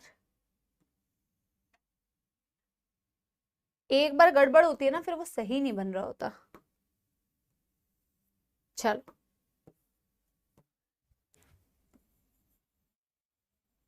ये समझ आ रहा है ना? Right atrium, right ventricle, left atrium, left ventricle, inter atrial septum, atrio ventricular septum, और ये क्या है, इंटर वेंट्रिकुलर सेप्टम। ये क्या है, वेंट्रिकल की वॉल। ठीक है, चलो सबसे पहले हम इसके बारे में करेंगे, लेकिन उससे पहले मुझे तुम्हें एक बात बतानी पड़ेगी। This is called as SAN. This is the first thing that we are going to discuss. This is SAN, ठीक है? और उसके लिए मुझे तुम्हारे कमेंट्स को ऑन करना पड़ेगा। ह्यूमन हार्ट को बच्चों, ह्यूमन हार्ट को क्या बोला जाता है? ह्यूमन हार्ट को मायोजेनिक हार्ट बोला जाता है। अपना हार्ट कैसा है? Myogenic heart. मायोजेनिक हार्ट होता है और न्यूरोजेनिक हार्ट होता है, दो तरीके के हार्ट होते हैं। हमारा जो हार्ट होता है that is called as myogenic heart. Myo का क्या मतलब होता है? मायो का मतलब होता है कि बेटा हमारे हार्ट को कॉन्ट्रैक्ट करने के लिए, अब देखो, अब मैं पहले से आपको कुछ चीजें बता रही हूँ, क्योंकि आप लोगों ने बच्चों 11वीं कक्षा, आपने 10th क्लास में हो सकता है बहुत सारी चीजें ना पढ़ी हो। शायद तुम्हारा एक चैप्टर था जिसमें तुम्हें न्यूरॉन्स के बारे में पढ़ाया गया है। कई आधे बच्चे तो बेटा पढ़ के ही नहीं आते हैं, ठीक है? उनको सबसे ज्यादा मौत उन्हीं को आती है जो बिल्कुल ही नहीं पढ़ के आए, जहां तुम्हारे न्यूरॉन्स के बारे में बताया है, दो न्यूरॉन्स के बीच में कैसे कंडक्शन होता है उसके बारे में बताया है, ठीक है। तो कंडक्शन के बारे में उनको इंफॉर्मेशन नहीं होती है, ठीक है। अगर नहीं भी है चलो मैं थोड़ा सा कोशिश करूंगी कि तुम्हें मैं थोड़ा सा समझा पाऊं, ठीक है। अच्छा देखो, न्यूरॉन्स क्या करती है बेटा, सिग्नल भेजती है ना एक जगह से। जैसे तुमने कोई हॉट ऑब्जेक्ट को टच किया, तुमने हॉट ऑब्जेक्ट को टच किया तो तुमने हाथ पीछे कर लिया, क्यों? क्योंकि तुमने उस चीज को फील किया, तुम्हारे पास रिसेप्टर्स थे, वहां से न्यूरॉन सिग्नल लेके गई ब्रेन में उसकी प्रोसेसिंग हुई, तुमने या जहां पे भी लेके गई स्पाइनल कॉर्ड में, तुमने रिफ्लेक्स एक्शन शो किया। कंट्रोल एंड कोऑर्डिनेशन में बेसिकली तुम ये चीज पढ़ते हो, जो आगे हम पढ़ाएंगे भी, ठीक है। पर तुम्हें बहुत सारे बेसिक्स हो सकता है तुम्हें ना पता हो, तो मुझे तुम्हारी हेल्प करनी पड़ेगी, ठीक है। अब देखो, कई एनिमल्स के हार्ट को न्यूरोजेनिक हार्ट इसलिए बोला जाता है क्योंकि उनके हार्ट में अगर इंपल्स क्रिएट करनी है, कोई भी इवेंट इंपल्स क्रिएट करनी है, मतलब कोई इंपल्स का मतलब होता है बेटा कोई एक्शन मान लो, ठीक है। फॉर एग्जाम्पल तुम अभी इंपल्स का मतलब कैसे समझ सकते हो, क्योंकि तुमने मतलब किस तरीके से इजीली समझ सकते हो, रिएक्शन बेसिकली तुम ऐसे समझ सकते हो कि यार, क्योंकि तो अभी तुम्हें नहीं पता है तो मैं तुम्हें एकदम आम भाषा में बताने की कोशिश कर रही हूं कि भाई तुमने कुछ बोला और मैंने उसके अगेंस्ट रिस्पॉन्स किया, उसे तुम इंपल्स मान लो, ठीक है। और तुमने कुछ बोला और मैं चुपचाप से ऐसे बैठी हुई हूं, मैं कोई एक्शन ही नहीं कर रही हूं, मैं कोई रिस्पॉन्स ही नहीं शो कर रही हूं, मतलब मैंने कोई इंपल्स ही नहीं दिया, ऐसे समझ लो, ऐसे समझ लो, काइंड ऑफ स्टिमुलस समझ रहे हो। स्टिमुलस तो नहीं बोलते हैं वैसे, बहुत अंतर है दोनों में, पर ऐसे समझ लो कि कोई रिस्पॉन्स देना, कोई रिस्पॉन्स देना, ठीक है। मैं कह रही हूं कि ऐसे एनिमल्स जिनका हार्ट जो है किसी भी तरीके का इंपल्स जनरेट करने के लिए उसको क्या चाहिए होता है, उसको चाहिए होता है information from the nervous system. उनका जब तक नर्वस सिस्टम उनको इनपुट नहीं देता है, बाहर से एक्सटर्नल स्टिमुलस कुछ नहीं आती है, तब तक उनमें बेटा इंपल्स जनरेट नहीं हो सकती, उनमें हार्ट बीट, मतलब हार्ट जो बीट कर रहा है प्रॉपरली वो नहीं हो सकता जब तक कि कोई प्रॉपर सिग्नल उनको बाहर से ना मिले, नर्वस सिस्टम से ना मिले, एक्सटर्नल स्टिमुलस उनको ना मिले, तब तक बेटा वो कोई भी काम शुरुआत नहीं कर सकते, पंप करना शुरू नहीं कर सकते, बीट करना नहीं शुरू कर सकते। ऐसे हार्ट को बोला जाता है न्यूरोजेनिक हार्ट। न्यूरो टर्म आया है कहां से, नर्वस सिस्टम से। ये वर्ड समझाना बहुत जरूरी है, भले ही आपके एनसीईआरटी में मायोजेनिक दिया है या नहीं है, पर ये एक ऐसी टर्म है बेटा जो आपको पता होनी चाहिए, ठीक है। अब मैं क्या बोल रही हूं, हमारा जो हार्ट होता है, हमारे हार्ट को बोला जाता है मायोजेनिक हार्ट। हमारे हार्ट को कोई फर्क नहीं पड़ता है कि एक्सटर्नल स्टिमुलस है या नहीं है, हमें किसी एक्सटर्नल, आपको पता होगा कि हार्ट को कुछ टाइम तक अगर हमारे बाहर भी रख दिया जाए तो वो अपने आप बीट करती है, सुनाइए।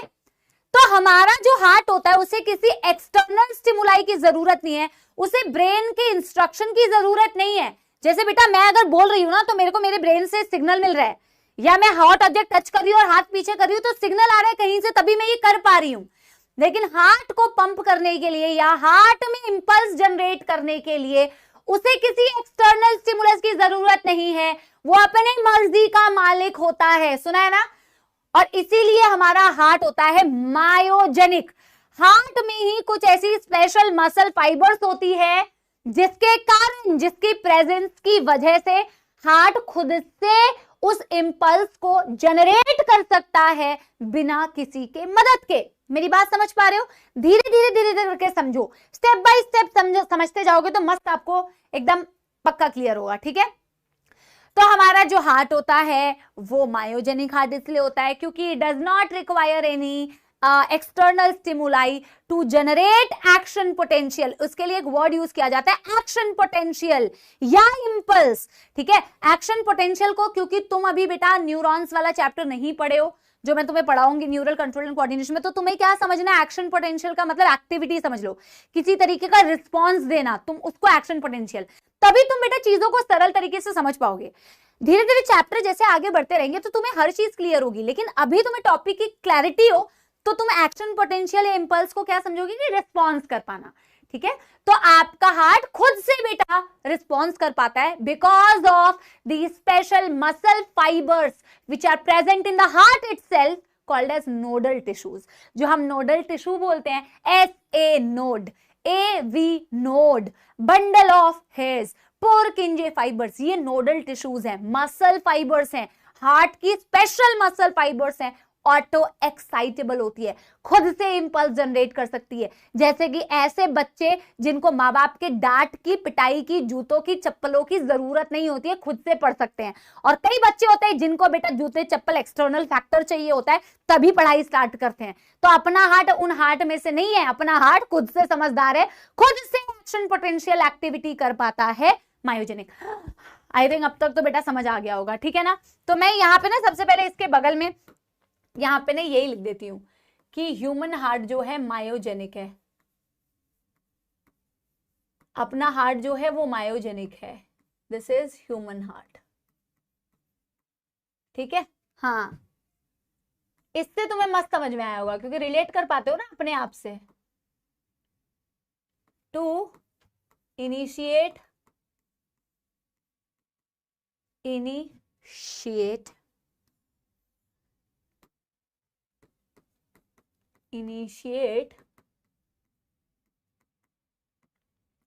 एक्शन, हाँ, पोटेंशियल और impulse does not require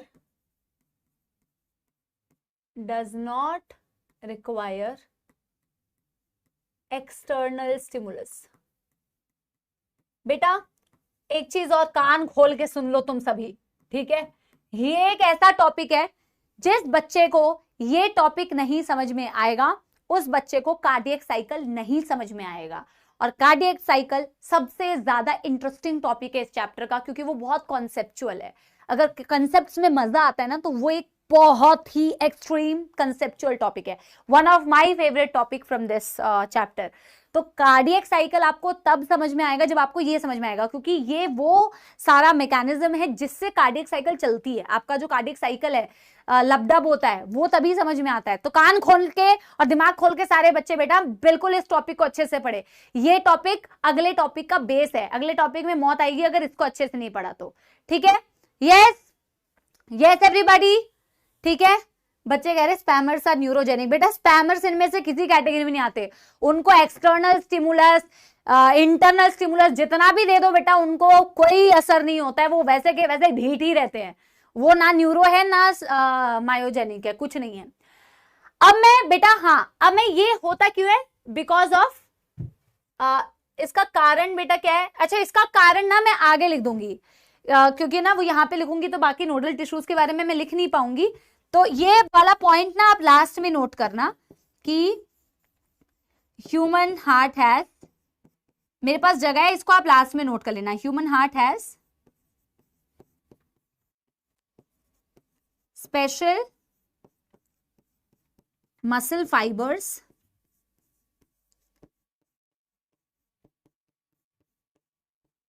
called as nodal tissue,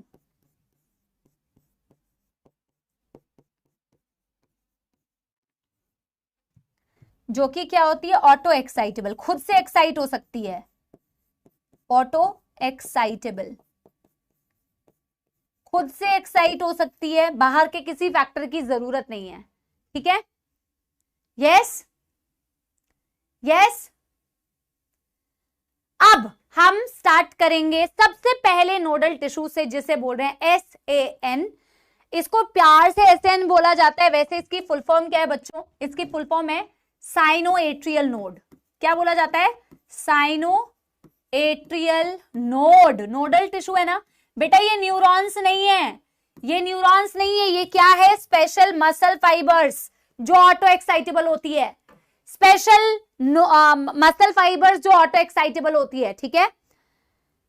अच्छा, साइनोएट्रियल नोड, सबसे पहली एक चीज जो आपसे पूछी जाएगी कि इसकी फुल फॉर्म, मैं इसको ना वो कर देती हूँ, ठीक है, चैट्स को ऑफ कर देती हूँ, लास्ट में आपसे पूछ लूंगी, ठीक है। हाँ, तो बेटा मैं क्या बोल रही हूँ, sinoatrial node. Sinoatrial node again a special type of nodal tissue. सबसे पहले इसकी फुल फॉर्म पूछी जाती है, दूसरा पूछा जाता है इसकी लोकेशन। तो इसकी लोकेशन आप डायग्राम से ही बेटा बता सकते हो। It is located where, in the right atrium. ये राइट एट्रियम में लोकेटेड है। राइट एट्रियम में भी अगर आपसे मैं पूछूं कि ये राइट एट्रियम के राइट साइड पे है या लेफ्ट साइड पे है, तो ये खुद ही बेटा राइट एट्रियम है, राइट एट्रियम के राइट साइड पे है। टॉप पे है या नीचे है, टॉप पे है, सेंटर में है या कॉर्नर में है, कॉर्नर में है। तो ये आपसे लोकेशन भी पूछी जाती है, एनसीईआरटी में बहुत क्लियरली दिया हुआ है। तो अगर इसकी लोकेशन आपसे पूछूं तो आप क्या बोलोगे? सबसे पहला पॉइंट इसके बारे में लिखोगे, इसकी location, where is it located, where is it located बच्चों? Top right corner, top right corner of right atrium. इसमें कोई दुखदर्द समस्या तो नहीं होनी चाहिए, क्योंकि ये तो तुम्हें डायग्राम में ही क्लियरली दिख रहा है, ये तुम्हें डायग्राम में ही क्लियरली दिख रहा है, top right corner of right atrium. इसे बोला जाता है पेस मेकर ऑफ हार्ट, जो आप लोगों ने सुना होगा। What is the meaning of pace? Pace का मतलब होता है स्पीड। आपका दिल किस स्पीड से धड़केगा, धक धक धक धक धक धक। आपका हार्ट किस पेस से बीट करता है, आपका जो हार्ट का आपकी जो हार्ट का बीट है, मैं बोलने वाली थी, तो हार्ट का जो पेस है, जो आपकी हार्ट बीट कर रही है, उसको कंट्रोल करने वाला होता है आपका पेस मेकर। पेस मेकर से ही बेटा शुरुआत होती है उन सिग्नल्स की, उन इनपुट्स की, जिसकी वजह से आप हार्ट को ऑटो एक्साइटेबल बोल रहे हो। यही बेटा वो कार्यक्रम करता है, वो क्रिया करता है, वो चीज करता है जिससे आपकी हार्ट बीट इनिशिएट होगी। समझ आ रही है बात? अगर ये खराब हो जाता है किसी इंसान में तो आर्टिफिशियल पेसमेकर लगाया जाता है, इसीलिए उसे पेसमेकर बोलते हैं, क्योंकि उसको पेसमेकर की जगह पे लगाया जाता है। आपका नेचुरल पेसमेकर तो है आपके पास, बाई चांस वो खराब हो गया तो यहां से सिग्नल्स ही नहीं आएंगे, यहां से इंपल्स ही नहीं जनरेट होगी, यहां से कोई एक्शन पोटेंशियल ही नहीं जनरेट होगा। तो अगर ये खराब हो गया तो बेटा इस जगह पर वो फिट कर दिया जाता है आर्टिफिशियल पेसमेकर, जो अब बेटा इसकी जगह पर काम करेगा आर्टिफिशियली। ठीक है, अब लाइक आई सेड, क्योंकि तुमने neural control and coordination chapter नहीं पढ़ा है, कुछ टर्म्स तुम्हारे लिए नए होंगे, पर उसको अभी बेटा बिल्कुल पढ़ते जाओ। जैसा मैम बोल रही है, मैम की बात पे तो तुम्हें विश्वास है, हम आगे पढ़ेंगे इन चीजों को। अभी तुम उन चीजों को बस लर्न करो, जो एक आधा चीजें तुम्हें नहीं पता है फ्यूचर में काम आएंगी। तो जैसे कि मैं बोल रही हूं, इससे बोला जाता है पेसमेकर। क्यों बोला पेसमेकर? क्योंकि यही वो बेटा पार्ट है जो ये डिसाइड करता है कि हार्ट का पेस क्या होगा। 72 बीट्स पर मिनट, हमारा हार्ट कितने टाइम धड़कता है एक मिनट में? 72 टाइम्स पर मिनट, है ना? इतने टाइम हमारी हार्ट बीट करती है।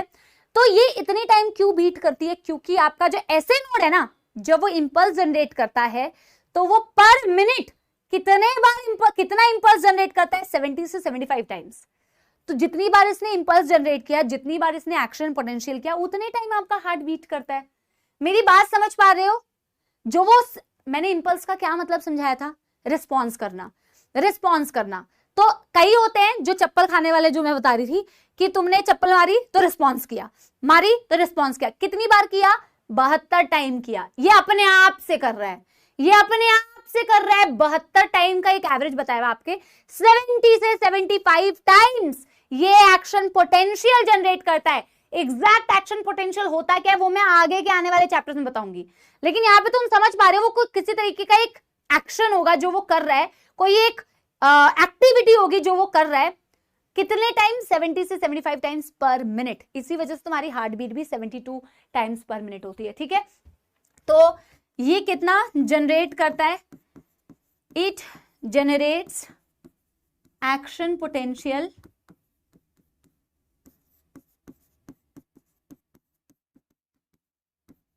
कितने टाइम्स बच्चों? 70 से 75 टाइम्स पर मिनट। पहले तुम इसे नोट करो तभी मैं आगे बढ़ूंगी, पहले तुम इसे नोट करो तभी मैं आगे बढ़ूंगी। ठीक है, पहले इसे नोट करो।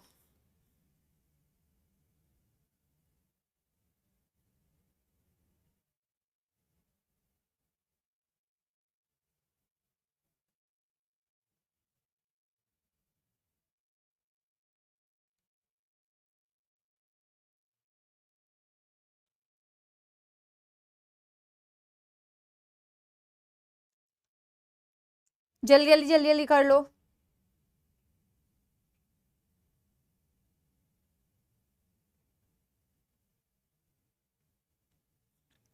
Yes, done.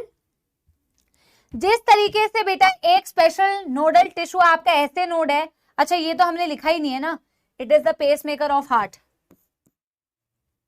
Pace maker of heart.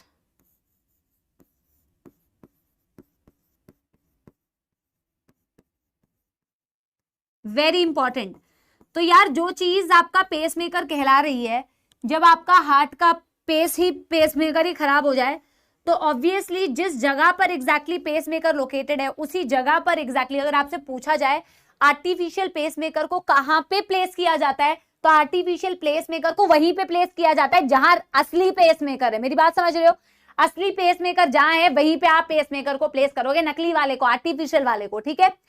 तो जिस तरीके से बेटा ऐसे नोड है ना, अब मैं आपको ना आगे आने वाले अभी कार्डियक साइकिल वाले टॉपिक में आपको समझ में आएगा कि ये जो मैं कह रही हूं ना कि ये एक्शन पोटेंशियल जनरेट करता है, आप अभी समझोगे कि भैया क्यों जनरेट करता है, आखिर क्या करेगा ये एक्शन पोटेंशियल जनरेट करके, क्या करेगा ये, किसी को एक्शन पोटेंशियल सिग्नल, मान लो कोई सिग्नल दिया, क्यों कर रहा है ये सिग्नल जनरेट, किसको भेजना है इसे सिग्नल, और जिसको भी भेजेगा उससे क्या होने वाला है, वो सारी चीज अभी आप समझोगे। ये जो हार्ट की पंपिंग हो रही है इन्हीं के इंफॉर्मेशन से हो रही है, इन्हीं के इनपुट से हो रही है, ठीक है। तो जैसे ऐसे नोड है बच्चों, वैसे ही आपका यहां पे भी एक और है, यहां पे भी एक और चीज है, इसे बोला जाता है एवी नोड। अब इसकी लोकेशन बेटा ऐसे नोड से कंपेयर करके मुझे बता पाओगे इसकी लोकेशन क्या है? इसकी लोकेशन क्या आप ऊपर ऐसे नोड से कंपेयर करके मुझे बता पाओगे इसकी लोकेशन क्या बोल पा रहे हो, क्या बोल पा रहे हो? एवीएन का मतलब होता है एवी नोड। एवीएन का मतलब क्या है? एवी नोड मतलब atrio ventricular node, atrio ventricular node. आपके ऐसे नोड की लोकेशन क्या थी? Top right corner of right atrium, ये भी राइट एट्रियम में है, but lower left corner, lower left corner of right atrium, ठीक है। Yes yes. तो इसके लोकेशन सबसे पहले लिखते हैं, इसकी लोकेशन सबसे पहले लिखते हैं, ठीक है। एक सेकंड बच्चों टाइम दे दो मुझे। Hello hello, yes,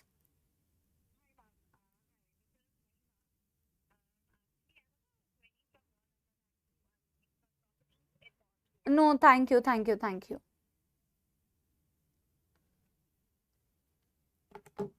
yes, location lower left corner of right atrium. अब बच्चों देखो एक बहुत इंपॉर्टेंट बात, इनकी वैसे लोकेशन ही पूछी जाती है, जैसे इसका एक्शन पोटेंशियल एनसीईआरटी में मेंशन किया हुआ है कि कितने टाइम एक्शन पोटेंशियल या इंपल्स जनरेट करती है, बाकी किसी के लिए लिखा नहीं हुआ है, बाकी किसी भी नोडल टिश्यू के लिए एनसीईआरटी ने लिखा नहीं हुआ है, बट एक बहुत इंपॉर्टेंट लाइन एनसीईआरटी में लिखी हुई है। क्योंकि बेटा यूजुअली ना हम क्या करते हैं, हम सारे लोग ना यही पढ़ते हैं कि ऐसे नोड को पेसमेकर बोलते हैं, यानी ऐसे नोड से एक्शन पोटेंशियल जनरेट होता है, इनिशिएट होता है, वो 70 से 75 टाइम्स एक्शन पोटेंशियल करता है। तो हम ये भूल ही जाते हैं कि सिर्फ ऐसे नोड ही ऑटो एक्साइटेबल नहीं है, आपके सारे नोडल टिश्यू बेटा ऐसा एक्शन जनरेट कर सकते हैं। ऐसे नोड सबसे ज्यादा करता है, पर एवी नोड भी इस तरीके से इंपल्स जनरेट कर सकता है। इसके आगे जो मैं आपको पढ़ाऊंगी बंडल ऑफ हिग्स, वो भी कर सकता है, और पुरकिंजे फाइबर वो भी कर सकता है। जो भी मैं आपको नोडल टिश्यू पढ़ाऊंगी वो सारे नोडल टिश्यू कुछ एक्शन पोटेंशियल, कुछ रेस्पॉन्स कर सकते हैं। एनसीईआरटी में ये एक लाइन में दिया हुआ है that all the nodal tissue are auto excitable, all the nodal tissue can generate action potential but at different pace. SA node सबसे ज्यादा करता है, एवी नोड उससे थोड़ा कम करता है, उसके आगे आने वाले और कम करते हैं। पर आपके मन में एक क्वेश्चन आना चाहिए, मैम अगर हमारा ऐसे नोड खराब हो गया तो फिर मैम जब बाकी कर सकते हैं तो पेसमेकर क्यों लगाने की जरूरत है? आपके दिमाग में आ सकता है कि मैम एवी नोड भी तो कर सकता है ना इंपल्स जनरेट। पहली बात तो बेटा इसके इंपल्स का भी कोई डेफिनेटली काम होगा, इसके बिना बेटा सिर्फ एवी नोड के काम चलाने से नहीं होगा। ये कर सकता है, कंपैरेटिवली कम करता है, प्लस सिर्फ इसके काम करने से नहीं चलता है, इसका काम करना जरूरी है, ठीक है। इसीलिए पेसमेकर की जरूरत पड़ती है, भले ही बाकी जो नोडल टिश्यू हैं वो भी अपना एक्शन पोटेंशियल जनरेट कर सकते हैं, कुछ एक्टिविटी शो कर सकते हैं, बट स्टिल इसकी एक्टिविटी की आपको जरूरत पड़ेगी, आगे आपको धीरे धीरे कनेक्ट करेगा, क्यों, ठीक है। तो एवी नोड भी बेटा एक्शन पोटेंशियल इंपल्स जनरेट कर सकता है, रिस्पॉन्स शो कर सकता है, बट कितने टाइम ये जनरेट करता है एक्शन पोटेंशियल, ये जनरेट करता है एक्शन पोटेंशियल। अभी आपको सारा कुछ कनेक्ट करेगा, आप बिल्कुल चिंता मत करो, सब कुछ कनेक्ट करेगा, ठीक है। कितने टाइम करता है, 60 से 65 टाइम पर मिनट, ठीक है, ठीक है। तो एवी नोड से बेटा आगे आ रहा है, एवी नोड से बच्चों आगे क्या आ रहा है, एवी नोड से आगे आ रहा है ये जिसे बोलते हैं एवी बंडल या बंडल ऑफ हिज। ये आपका जो दो वेंट्रिकल के बीच की जो दीवार है ना उसमें प्रेजेंट है, देखो दो वेंट्रिकल के बीच की जो दीवार है उसमें प्रेजेंट है, this is called AV bundle या बंडल ऑफ हिज। और बंडल ऑफ हिज आगे जाके ऐसे डिवाइड कर जाती है दो पार्ट्स में, और फिर आगे जाके बनाती है पुरकिंजे फाइबर, जो कि कहां बन रही है पुरकिंजे फाइबर, आपके वेंट्रिकल की वॉल पर। सबकी लोकेशन याद रखनी है, सबकी लोकेशन याद रखनी है। तो सबसे पहले मैंने ये बताया आपको, ये नंबर 3, इसे आप बोलो बंडल ऑफ हिज। हालांकि आपकी थ्योरी में अलग चीज दिया हुआ है, आपके एनसीईआरटी के डायग्राम में अलग चीज दी हुई है, आपके एनसीईआरटी के डायग्राम में इसे बंडल ऑफ हिज बोला है और आपके थ्योरी में दिया हुआ है कुछ और। मैं दोनों चीजें आपको क्लियर कर दूंगी, तो उसके लिए डरने की जरूरत नहीं है, बट पहले ये तो समझ लो, फिर वो जो एनसीईआरटी में थोड़ा कॉन्ट्राडिक्टरी दिया हुआ है वो भी मैं आपको समझा दूंगी, ठीक है। बंडल ऑफ हिज या एवी बंडल बोल सकते हो, क्योंकि ये एवी नोड से अराइज हो रही है, एवी नोड से अराइज होने वाली एवी बंडल या बंडल ऑफ हिज बोल लो, ठीक है। अब ये कहां लोकेटेड है बच्चों, इसकी लोकेशन कहां है, इसकी लोकेशन कहां है, इसकी लोकेशन है इंटरवेंट्रिकुलर सेप्टम, इंटरवेंट्रिकुलर सेप्टम, ये तो बहुत इजी है लोकेशन। क्या ये भी बेटा कुछ एक्शन पोटेंशियल जनरेट कर सकता है, क्या ये भी कोई इंपल्स जनरेट कर सकता है, बिल्कुल सही कर सकता है। कितने टाइम्स, इससे थोड़ा कम, कितने टाइम, इससे थोड़ा कम, कितना, इट कैन जनरेट बच्चों एक्शन पोटेंशियल अराउंड 40 से 45 टाइम्स, 40 से 45 टाइम्स। सबसे ज्यादा एसए नोड, उससे कम एवी नोड, उससे कम बंडल ऑफ हिज, उससे कम पुरकिंजे फाइबर्स। तो लास्ट हम लिखेंगे किसके बारे में, अब मैं इसको समराइज करूंगी, पहले आप बना लो फिर मैं इसे समराइज करूंगी। पुरकिंजे फाइबर्स, पुरकिंजे फाइबर्स कहां लोकेटेड है बच्चों, पुरकिंजे फाइबर्स की लोकेशन है वेंट्रिकल की वॉल पर, वेंट्रिकल की वॉल पर लोकेशन, वेंट्रिकल वॉल। क्या ये भी एक्शन पोटेंशियल जनरेट कर सकते हैं, यस, लेकिन बंडल ऑफ हिज से भी कम, बंडल ऑफ हिज से भी कम, कितना, 20 से 25 टाइम्स पर मिनट। पहले आप इसे नोट करो, मैं इसे अब वापस से समराइज करूंगी, मैं आई विल मेक श्योर कि आपको ये सारा लर्न हो, तो बिल्कुल घबराना मत, सारा समझाऊंगी, ठीक है, क्योंकि मैं समझती हूँ कुछ ऐसे टर्म्स जो आपके लिए नहीं है ना, उसमें थोड़ी पानी भिजा देना भैया से, गर्म पानी, ठीक है। So don't worry at all, I am here, I will explain everything to you, okay. But I am sure कि काफी सारे बच्चों को तो वैसे भी समझ में आ गया होगा, ठीक है। पहले इसे बना लो, ठीक है, पहले इसे बना लो।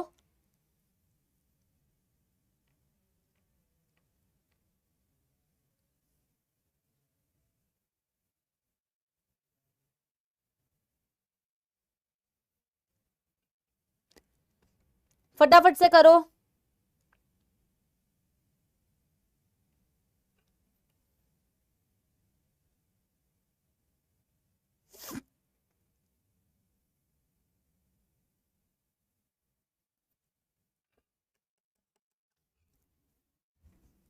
पहले मेरे को ये बताओ कि तुम लोगों ने ये बना लिया है, तो मैं इसको वापस से एक्सप्लेन करूंगी। पहले मुझे ये बताओ कि तुम लोगों ने बना लिया है, तो मैं वापस से एक्सप्लेन करूंगी। बना लिया है?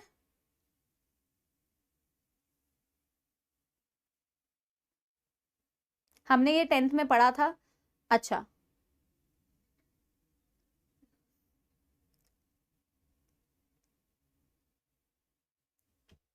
ठीक है।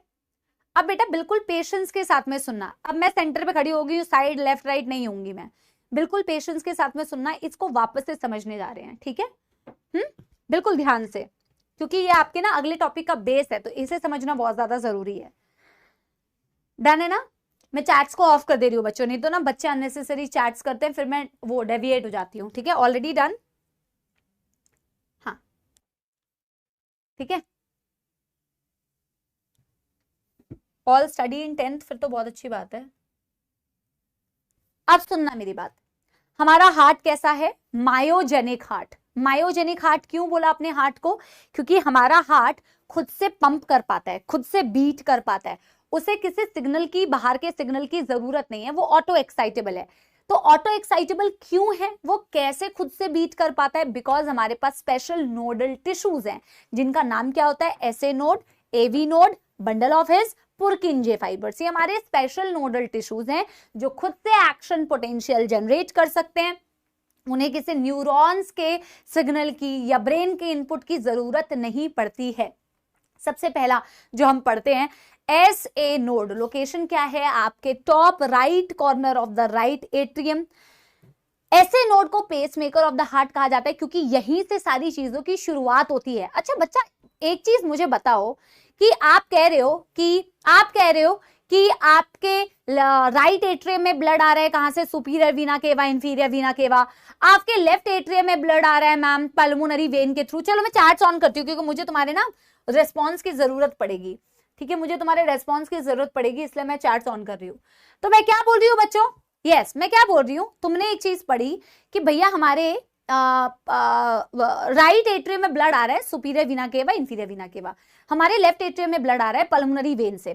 फिर तुम ये भी पढ़ रहे हो कि मैम लेफ्ट एट्रियम से सारा ब्लड जो है लेफ्ट वेंट्रिकल में जा रहा है, राइट एट्रियम से सारा ब्लड राइट वेंट्रिकल में जा रहा है। बट बेटा ये सारा ब्लड ऐसे ही नहीं चला जाता है।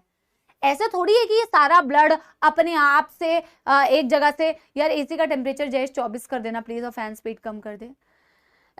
लेफ्ट एट्रियम से लेफ्ट वेंट्रिकल में अगर बेटा सारा ब्लड इतनी इजीली चला जाता, या राइट एट्रियम से राइट वेंट्रिकल में सारा ब्लड इतना इजीली चला जाता, तो फिर तो तुम्हें किसी मेहनत करने की जरूरत ही नहीं पड़ती। ये ऐसा है बेटा कि जैसे मैंने कपड़े धोए, अब मैंने कपड़े धोए, मैंने पानी से ऐसे करके निकाला और उसे ऐसे ही टंगा दिया, तो ऑफकोर्स बेटा ग्रेविटी की वजह से पानी नीचे की तरफ जाएगा। सारा पानी झड़ जाएगा क्या? सारा पानी नहीं झड़ेगा। कुछ ब्लड तो डेफिनेटली, जब मैं कपड़े को ऐसा करके सुखाऊंगी तो कुछ पानी तो उसमें से गिरेगा ही नीचे। लेकिन सारा ब्लड अगर सारा ब्लड नहीं, सारा पानी, सारा मतलब मैक्सिमम जितना पानी मैं नीचे कर सकती हूँ, उसके लिए मुझे उस कपड़े को क्या करना पड़ेगा? स्क्वीज करना पड़ेगा। जब मैं उस कपड़े को ऐसे स्क्वीज करूंगी तभी वो पानी नीचे आएगा ना। मान रहे हो कि नहीं मान रहे हो? अब तुम हार्ट को बेटा कपड़े की तरह तो स्क्वीज नहीं करते हो, लेकिन एट्रियम से ये इंश्योर करना कि भैया सारा ब्लड वेंट्रिकल में जाए, जितना जा सकता है, जितना जा सकता है उतना जाए, तो वो अपने आप से नहीं जाता है। अब कंप्लीट अगर वेंट्रिकल को तुम्हें भरना है, ऊपर से सारा ब्लड नीचे लेके आना है, तो तुम्हें क्या करना पड़ेगा? तुम्हें उस एट्रिया को स्क्वीज करना पड़ेगा। रिलेट कर पा रहे हो? यस, ये इस टॉपिक का मैं कार्डियक साइकिल का ही बेस बता रही हूं मैं तुम्हें। उसी के लिए तुम्हें ये कंडक्टिंग सिस्टम चाहिए बच्चों। तो तुम जब एट्रिया को ऐसे पिचकाओगे, इमेजिन करो ना, खुद ही इमेजिन करो, जब मैं चेंबर्स को ऐसे कॉन्ट्रैक्ट करूंगी तो तुम खुद ही इमेजिन कर पा रहे हो कि वहां उसका ब्लड अपने आप नीचे जाएगा। इमेजिन कर पा रहे हो, है ना? यस। तो इसको कॉन्ट्रैक्ट करने के लिए तुम्हें चीजें चाहिए ना भैया। ऐसा तो नहीं तो तुम तो अपने आप बोल रहे हो कि मैम पल्मोनरी वेन से आया, मैम सुपीरियर वीना केवा, इंफीरियर वीना केवा से आया, अपने आप जाता जा रहा है, जाता जा रहा है। अपने आप से थोड़ी जा रहा है भैया। अगर एट्रिया से वेंट्रिकल में कंप्लीटली ब्लड को भरना है तो एट्रिया के चेंबर्स को पिचकाना पड़ता है। उसको कॉन्ट्रैक्ट कौन कॉन्ट्रैक्ट कराएगा? उसके पास कहां से सिग्नल आया कि उसे कॉन्ट्रैक्ट करना चाहिए? उसके पास कहां से सिग्नल आया कि भैया मुझे कॉन्ट्रैक्ट करना है ताकि मेरा ब्लड खाली हो जाए, नीचे चला जाए? तो वो सिग्नल बेटा कौन देता है, जिसको मैं आगे लिखवाऊंगी अभी, वो सिग्नल कौन देता है? आपका एसए नोड। ये जो मैं कह रही हूँ ना 70 से 75 टाइम्स एक्शन पोटेंशियल जनरेट करता है, वो अपना जो एक्शन पोटेंशियल जनरेट कर रहा है, वो जो इंपल्स क्रिएट कर रहा है, उसको कहाँ भेजता है? वो उसको भेजता है दोनों एट्रिया में, ताकि दोनों एट्रिया क्या कर जाए? दोनों एट्रिया कॉन्ट्रैक्ट कर जाए। वेरी गुड, वेरी गुड, समझ पा रहे हो ना? ये बेटा सीढ़ी की तरह होता है, एकदम से ना नीचे से हम टॉप पे नहीं पहुंच जाते, धीरे धीरे टॉपिक समझ में आता है। हमें भी मौत आती है कि ऐसे बच्चों को कैसे समझाएं जिनको थोड़ा न्यूरॉन्स का मतलब थोड़ा बेसिक एक्शन पोटेंशियल वगैरह का कॉन्सेप्ट नहीं है। But that's okay, that's okay, that's absolutely okay. हर साल का यही सीन होता है, बट बच्चे समझ जाते हैं, ठीक है।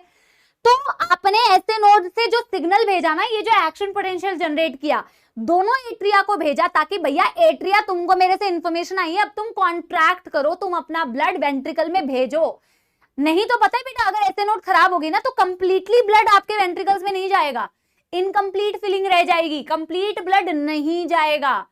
समझ आ रही है बच्चों बात? लेकिन अभी कंप्लीट, अब यानी कि अब मैं अगर तुमसे पूछूं कि what will happen if the essay node generate action potential, तो यू कैन टेल मी कि ma'am atrial contraction occurs, atria eventually contract करता है, एट्रिया अल्टीमेटली कॉन्ट्रैक्ट करता है। अभी ना बेटा इवेंचुअली करता है, बीच में भी एक चीज है, लेकिन आज मैं तुम्हें ओवरलोड नहीं करूंगी, ये कॉन्सेप्ट मैं कल के दिन पे तुम्हें समझाऊंगी। अभी मैं तुम्हें यही सब बता रही हूँ कि ऐसे नोड ने कुछ एक्शन पोटेंशियल जनरेट किया, तो इवेंचुअली क्या हुआ? तुम्हारा एट्रिया स्क्वीज कर गया।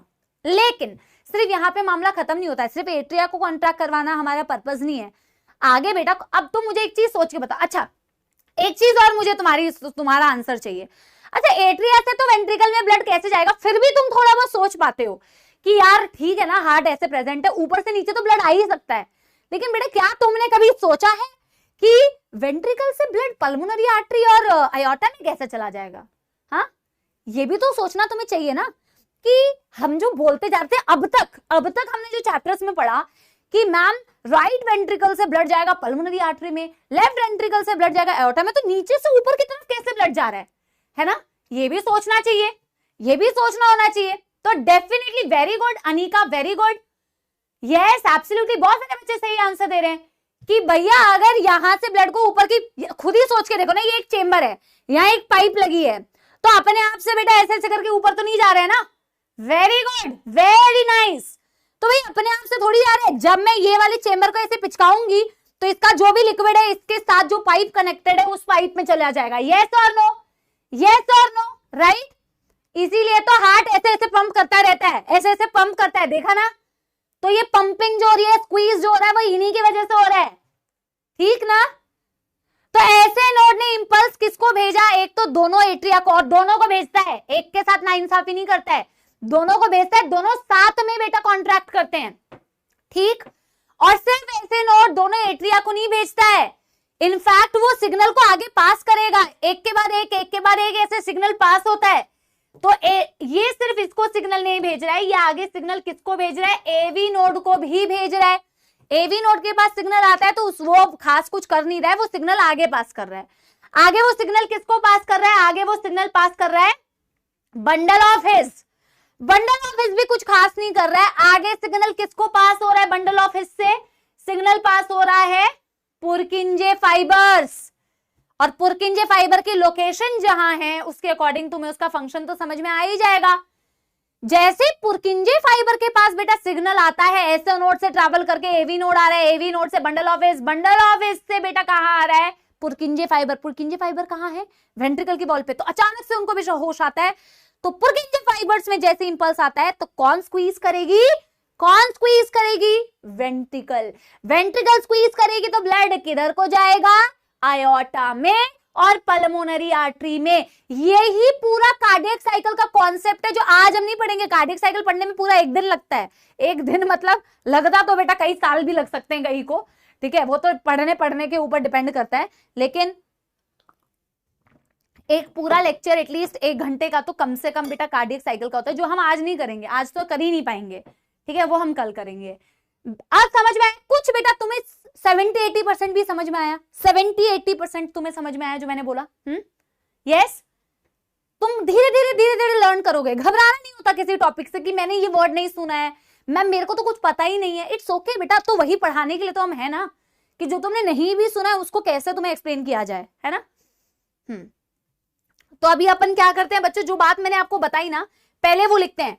अब देखो एनसीईआरटी में कुछ ना कॉन्ट्राडिक्टरी भी चीजें दी हुई है, जैसे इसको कुछ और बोला है पुरकिंजे फाइबर्स और उसको मिला के कुछ और बोला है, तो वो भी मैं आपको बता दूंगी पेशेंस के साथ, ठीक है ना।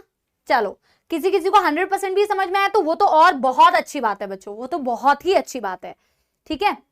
हाँ, और जिसको बेटा 50% से कम समझ में आया है वो ये मत कहना कि मैम रिपीट, रिकॉर्डेड लेक्चर मिल जाएगा, रिपीट करके बेटा बैक करके देख लेना, ठीक है, तो तुम्हें समझ लग जाएगा। लेकिन अभी मैं जो तुम्हें पॉइंट्स बता रही हूँ तुम्हें वैसे भी समझ में आ जाएगा, ठीक है।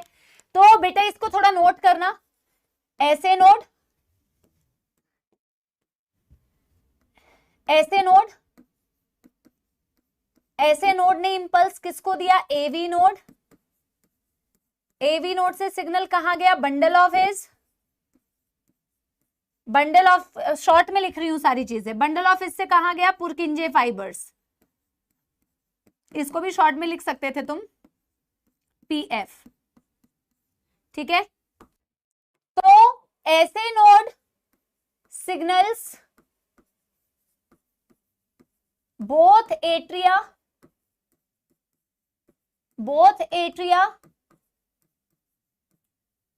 जिससे इवेंचुअली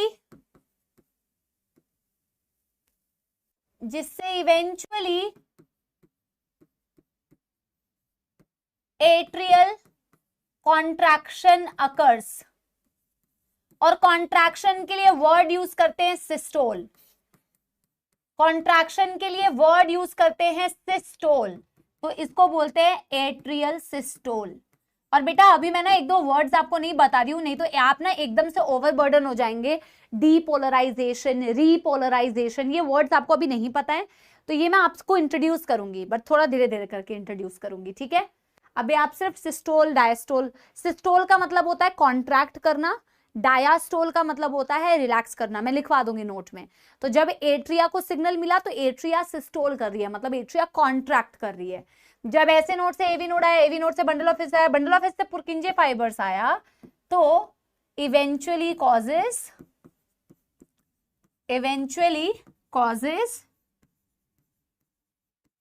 वेंट्रिक्युलर कॉन्ट्रैक्शन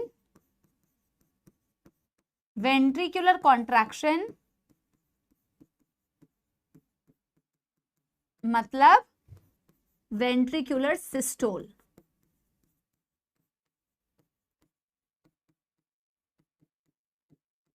और ये मैंने क्या बताने की कोशिश की है कि सिग्नल इस डायरेक्शन में ट्रांसमिट हो रहा है, सिग्नल का मूवमेंट जो हो रहा है वो कहां से कहां मूव कर रहा है, ये दिखाने की कोशिश की है।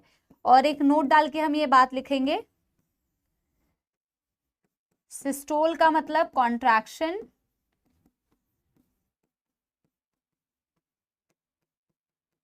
डायास्टोल का मतलब रिलैक्सेशन।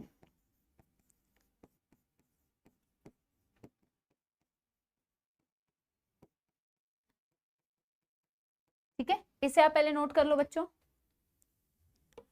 इसे आप पहले नोट कर लो।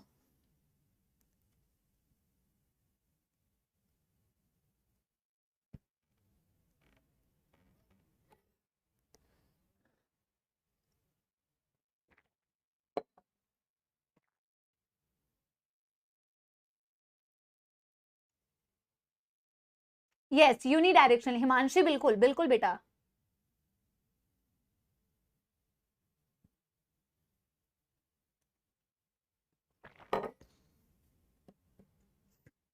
एक बच्चा कह रहा है एक्शन पोटेंशियल को एक बारी बता दो। एक्शन पोटेंशियल को और बेटा बेसिक बात में, बेसिक भाषा में यही समझ सकते हो कि दो तरीके के लोग हैं, एक जिनको मैं बोल रही हूँ, डांट रही हूँ, बहुत तेज तेज से डांट रही हूँ, हड़का रही हूँ, तो वो क्या करता है, या तो रोने लगता है, और एक दूसरा कैटेगरी का बच्चा है जिसको कोई असर ही नहीं पड़ता।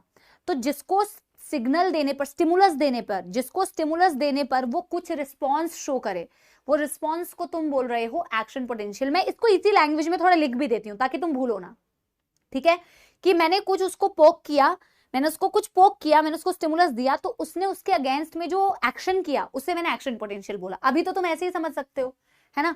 और एक बंदा है जिसने कुछ नहीं किया, तो यानी उसने स्टिमुलस पर कोई रिस्पॉन्स ही नहीं किया, यानी उसने कुछ एक्शन नहीं किया, उसने कुछ एक्शन पोटेंशियल नहीं किया।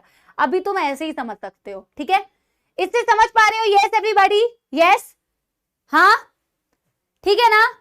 अभी मैं तुम्हें इसी लैंग्वेज में समझा सकती हूँ। अभी मैं तुम्हें बताने लग जाऊं ना बेटा कि स्टिमुलस आता है, सोडियम वोल्टेज गेटेड चैनल खुलते हैं, सोडियम अंदर आता है, सोडियम अंदर आएगा तो फलाना होगा, ऐसे होगा, वैसे होगा, तो तुम्हें एकदम मौत आ जाएगी।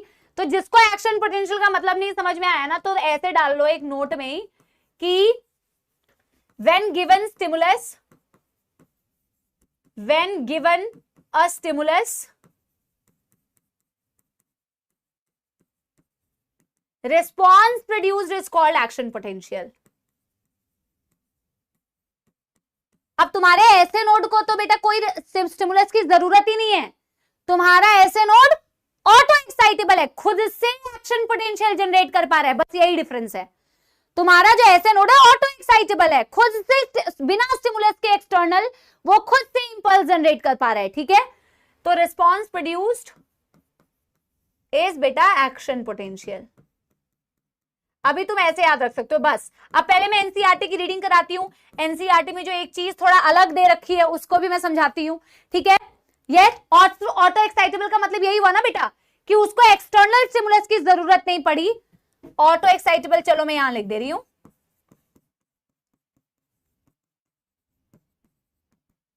No external stimulus required, no external stimulus required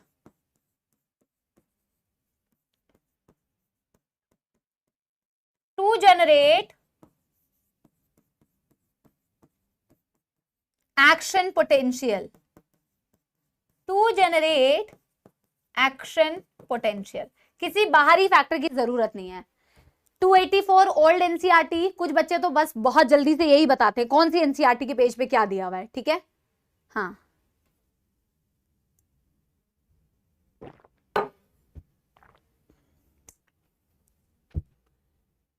एक बच्चा कह रहे हैं बाकी सब बकवास होते हैं। भाई जब ऐसे नोट खराब होगा ना तब तेरे को समझ में आएगा कि बाकी जो नोडल टिश्यू है तेरे को कैसे बचा रहे हैं। बाकियों को तो जो बकवास बोल रहा है ना वही तेरे को बचा के रखेंगे ब्रदर। ओ हेलो ब्रदर, पंगा नहीं लेने का उसके साथ में। नोडल टिश्यू को बेटा गरियाएगा ना तो नोडल टिश्यू बेटा बैंड बजा देगा एक दिन। हाँ, 284 एंड 199, इसके बाद आपको ब्रेक ही ब्रेक है। मैं तो आगे का टॉपिक पढ़ाऊंगी ही नहीं क्योंकि मैं आपको ओवरबर्डन करूंगी ही नहीं। मैं इसी को रिवाइज कराती रहूंगी, लेकिन आगे का टॉपिक मैं अगले दिन ही स्टार्ट करूंगी, ठीक है? एनसीईआरटी की रीडिंग कराती हूं, हाँ, ठीक है? वही मैं लक्ष्य के बच्चों को बताती हूँ। मैंने कहा जब तक ना हमारे पास जो चीज बेटा अच्छी खासी होती है ना, हम उसकी वैल्यू नहीं समझते। जैसे बहुत छोटी छोटी बातें, लेकिन हम उसका वैल्यू नहीं समझते कि हम बोल पा रहे हैं, हम देख पा रहे हैं, हम हाथ मूव कर पा रहे हैं, हम चल पा रहे हैं, है ना, हम वर्कआउट कर पा रहे हैं, हम खा पा रहे हैं, हम टेस्ट कर पा रहे हैं, हम सुन पा रहे हैं। ये ऐसे कुछ चीजें हैं जिनको कि हम बहुत फॉर ग्रांटेड लेते हैं। सबको ही लेता है बेटा, लेकिन जब आप कॉन्शियसली सोचे ना कभी इस चीज को कि these all are a blessing, that you everything is working fine, everything is working fine is a blessing. तो जिस दिन बेटा कुछ गड़बड़ होती है ना तब आपको पता चलता है कि उस चीज की क्या इंपॉर्टेंस है, ठीक है? कि प्रॉपरली सुन पाने की, देख पाने की, चल पाने की, तो जो चीज है उसकी वैल्यू करनी चाहिए हमेशा। सिर्फ इस चीज में नहीं बोल रही हूँ बेटा, हर चीज में। माँ बाप हैं उनकी वैल्यू होनी चाहिए, भाई बहन है उनकी वैल्यू होनी चाहिए। तो हर कोई चीज या इंसान जो आपके जीवन में है ना, किसी को फॉर ग्रांटेड मत लो, किसी को भी फॉर ग्रांटेड नहीं लेना चाहिए। हर चीज की कीमत तब समझ में आती है। लोग ऐसे बोलते हैं, देखो जब तक मिलती नहीं है चीज तब तक उसको बहुत ऐसे कर रहे होते हो, और जब वो चीज चली जाती है तब आप उसकी वैल्यू समझते हो, राइट? यस, बट बेटा हार्ट के मामले में इतना इमोशनल नहीं होने का। अभी हम पहले कंडक्टिंग सिस्टम को देखते हैं, ठीक है?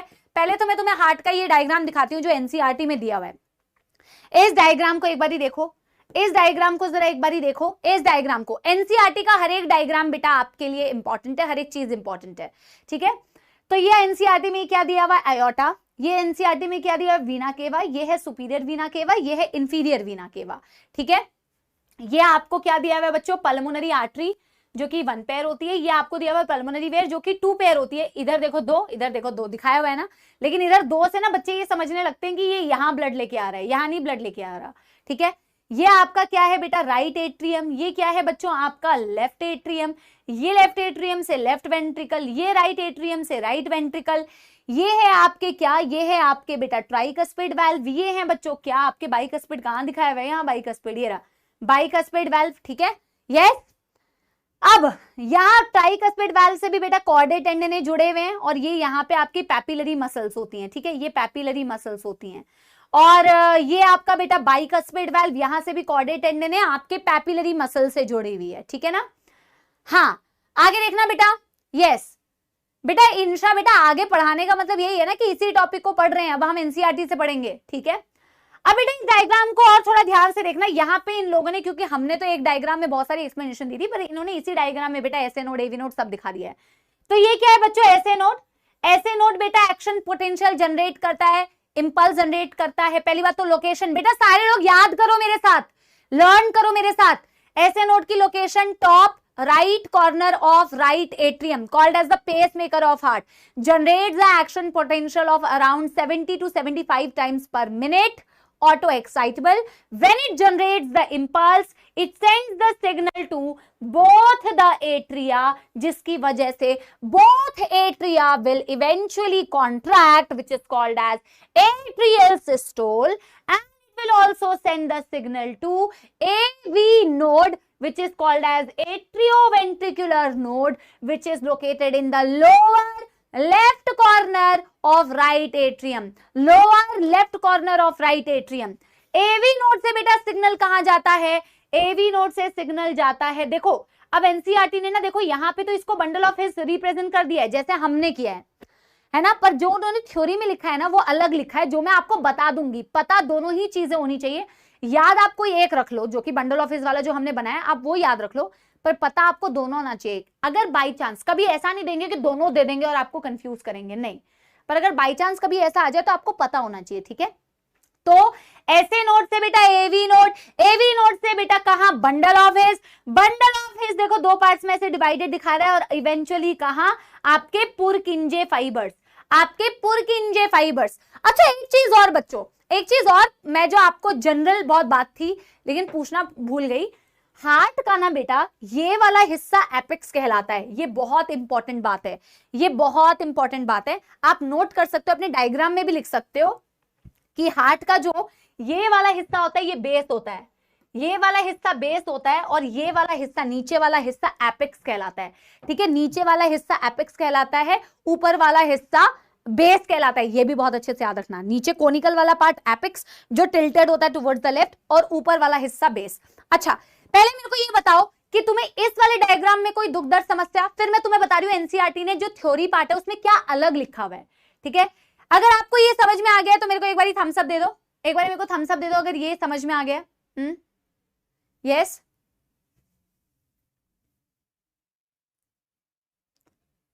डन, थम्स अप एक बार ही दे दो।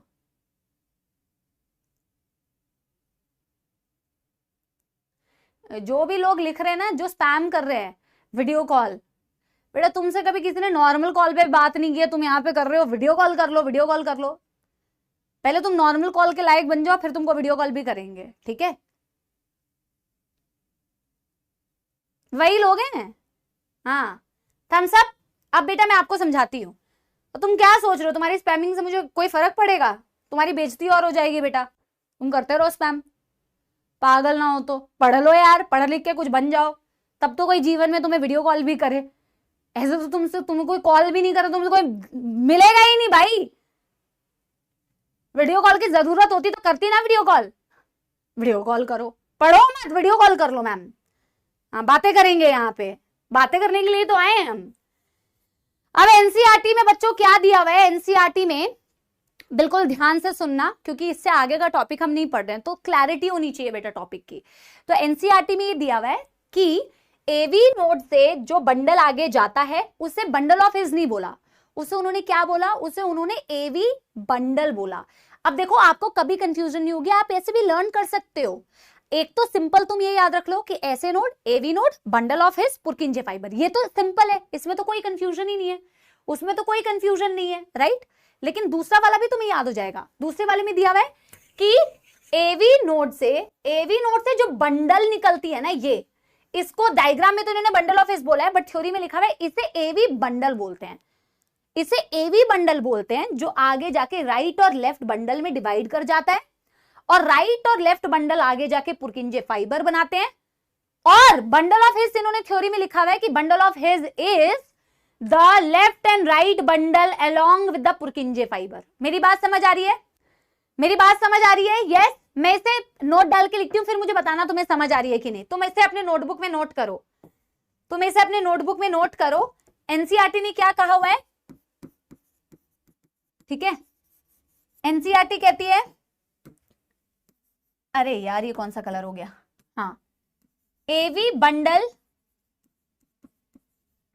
Arise from AV node, arise from AV node, ठीक, divides into left and right bundle, divides into left and right bundle, जो कि तुम्हें दिख भी रहा है, डायग्राम में भी दिख रहा है। Eventually forms Purkinje fiber, eventually form Purkinje fiber। अब एनसीईआरटी ने क्या कहा है, देखो, जब थ्योरी लिखी हुई है तो उन्होंने कहा इस तरीके की बात, थ्योरी में कुछ इस तरीके की बात की हुई है, और फिर बोला कि यही जो लेफ्ट और राइट बंडल है जो पुरकिंजे फाइबर के साथ मिल जाए तो इसे बंडल ऑफ हिज बोलते हैं, ठीक है?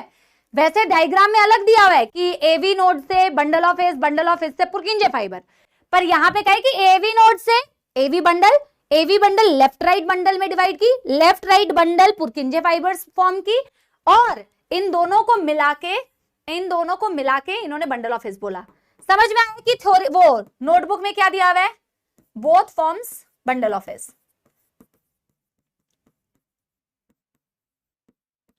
क्लैरिटी है? यस एवरीबॉडी, यस एवरीबॉडी, ठीक है ना?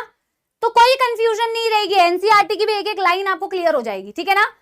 एनसीईआरटी की रीडिंग करा दूं ये वाली, एनसीईआरटी की रीडिंग करा दूं ये वाली, अगर हो गया है तो बस एक पैराग्राफ बचा हुआ है। बेटा ये topic please, I am requesting you दिल से, ठीक है, इस टॉपिक को प्लीज बेटा कल की क्लास में अगर आपको चाहिए कि आपको मौत ना आए और आप बढ़िया से पढ़ पाओ, तो प्लीज बेटा इस टॉपिक को थोड़ा ना, प्लीज प्लीज, देखो मैम ना आपसे रिक्वेस्ट कर रही हैं आप ही के भले के लिए कि प्लीज इसको जरूर पढ़ के आना बेटा, स्किप मत करना। कल के टॉपिक के लिए ये ही बेस है, और आपको मक्खन क्लियर लगेगा, आपको स्मूथ लगेगा अगर आप आज अच्छे से पढ़ के आओगे। नहीं पढ़ के आओगे तो नहीं अच्छा लगेगा, ठीक है ना? यस।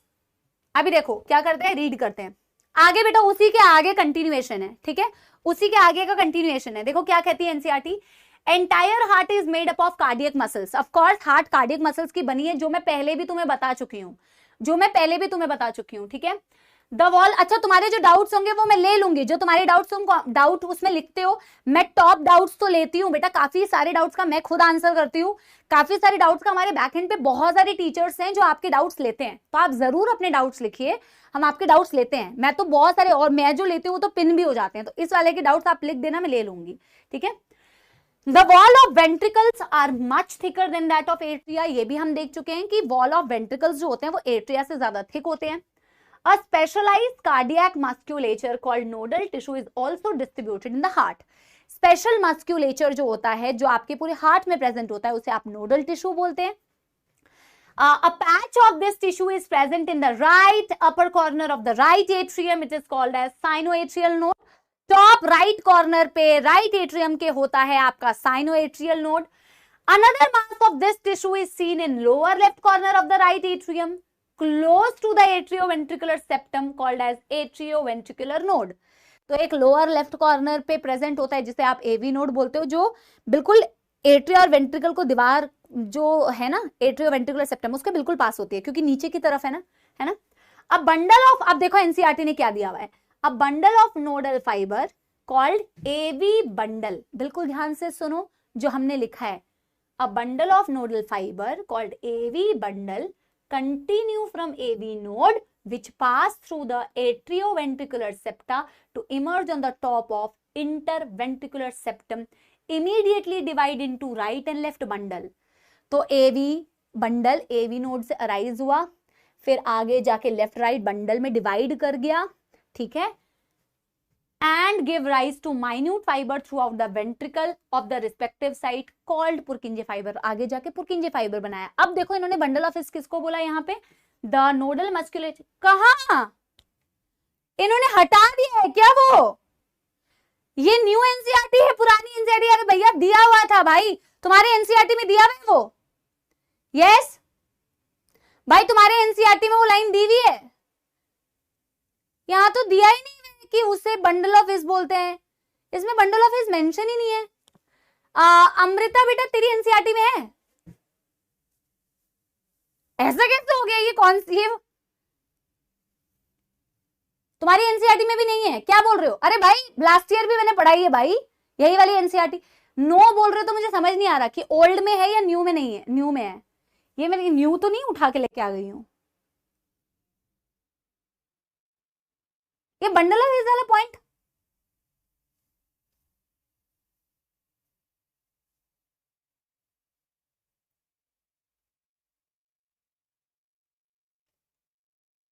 कहाँ है भाई वो लाइन, एक्सक्यूज मी। चलो कोई बात नहीं, ओल्ड में है न्यू में है, चलो मैं देख लूंगी वो लाइन, अगर ओल्ड में है ना तो मैं वो स्क्रीनशॉट लेके आ जाऊंगी, लेकिन अभी तक बेटा सिर्फ वो लाइन नहीं दी हुई है, बाकी वो सारी चीजें दी हुई है जो मैंने आपको बताया कि एवी नोड से एवी बंडल से ओल्ड में है, ओल्ड में बेटा इतना फास्ट तुम्हारे क्लास में इतने करोड़ों बच्चे हैं ना, मैं क्या बताऊं, ओल्ड में न्यू में है, चलो ठीक है मैं देख लूंगी, ओल्ड में है ना, मैं कल ले आऊंगी वो स्क्रीनशॉट, बट बेटा जो बताया वही है, बस वो एक लाइन नहीं है, एवी नोड से एवी बंडल से पुरकिंजे फाइबर्स, ठीक है, बस वही नहीं, वही वाली लाइन तो यहाँ पे गायब है कि these left and right bundle along with the पुरकिंजे fibre new में है, न्यू में। अरे ठीक है भाई, इट्स ओके, मैं ले आऊंगी भाई, मैं तुम्हारे लूप में फंस जाती हूँ चैट्स के, छोड़ो ठीक है ना, कोई वो अलग चीज तो दी नहीं हुई है, जो मैंने बताया वही दिया हुआ है, ठीक है। चलो न्यू में है ओल्ड में मैं देख लूंगी। आगे देखना बेटा, the nodal musculature has the ability to generate action potential without any external stimuli, बिना किसी एक्सटर्नल स्टिमुलाई के एक्शन पोटेंशियल जनरेट कर सकता है, that is it is auto excitable. However, the number of action potential that could be generated in a minute vary in the different part of nodal system. देखो अब इन्होंने एक छोटी सी line बेटा add कर दी, इन्होंने बिल्कुल एक छोटी सी लाइन ऐड कर दी कि सबको ही एक्शन पोटेंशियल जनरेट कर सकता है, बट सब अलग अलग अमाउंट में जनरेट कर सकते हैं। तो तुम्हारा कर्तव्य बनता है कि तुम यहाँ पे लिख लो, एवी नोड कितना कर सकता है, बंडल ऑफ हिस कितना कर सकता है, पुरकिंजे फाइबर कितना कर सकता है, तुम यहाँ पे लिख लो, ठीक है ना। The SA node can generate maximum number of action potential 70 से 75 times and is responsible for initiating and maintaining the contractile activity। और कैसे करता है वो अगले दिन मैं आपको बताऊंगी। It is called as pacemaker। Heart normally beats 70 से 75 times in a minute, क्योंकि उसके पेस को कौन कंट्रोल करता है, पेसमेकर ऑफ हार्ट।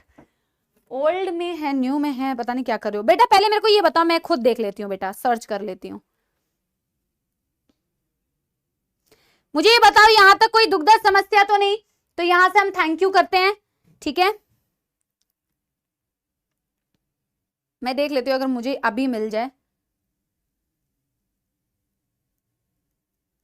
बेटा एक लाइन इसमें गायब है, बच्चों, पता नहीं ये कितने चंट हैं यार, बताना बेटा किसी को पता तक ना चले। दीज फाइबर्स, पुरकिंजे फाइबर तक दिया है, और देखो इसके आगे की कुछ लाइन गायब कर दी है बच्चों, इसकी एक लाइन गायब कर दी है, मुझे यहां फोन पे दिख रहा है, इसमें दिया हुआ है the fibre along with left and right bundle are called as bundle of His, इसमें है, ठीक है। एक लाइन चुपके से गायब कर दी, जैसे हमें पता ही नहीं चलेगा, हम इतने टाइम से पढ़ा रहे हैं। चलो डन। वैसे तो देखो बच्चों, मैंने सोचा था, मैंने लक्ष्य के बच्चों को भी यही बोला है कि 2 क्लासेस में एक गाना होगा, लेकिन आज आप लोगों ने काफी इंटेंस टॉपिक पढ़ा है, तो आज आपके लिए गाना हो जाएगा, कल नहीं होगा, 2 क्लास में एक गाना। तो लक्ष्य के बच्चों के भी यही वो है, आप लोगों के लिए भी यही है, ठीक है। तो एक सॉन्ग फटाफट से मैं आप लोगों के लिए गा देती हूँ। वेरी चालाक ब्रो, वेरी चालाक। हाँ हाँ, वो प्लीज लिख दो मैम वो लाइन। तो वो लाइन यहाँ पे लिखी तो हुई है बेटा, यही लाइन को लिखना है, यही वाली लाइन को लिखना है। चलो मैं लिख देती हूँ, आपको लिखवाना है मेरे से तो मैं लिख देती हूँ। These left and right bundle along with Purkinje fiber forms bundle of his। इसे लिख लो, ठीक है। हाँ चलो, नो मैम नहीं, एवरीडे सॉन्ग नहीं, एवरीडे नहीं। और ये डिपेंड करेगा कि आपने कैसी पढ़ाई करी है। तो 2 दिन में एक गाना, ठीक है ना। गद्दारी क्या होती है? गद्दारी, इमोशनल मत करो बच्चों। 1 मिनट का टाइम बचा, नो इमोशंस। तो कौन सा गाना आपको सुनाए? अब मेरे को ना कोई गाना ही तो याद नहीं आता बेटा, वही तो बात है, स्टॉक खत्म हो जा रहा है, वही तो बात है। चलो मैं एक गाना सुनाती हूँ जो मुझे अभी याद आ रहा है। कुछ याद नहीं आ रहा, वही तो बात है।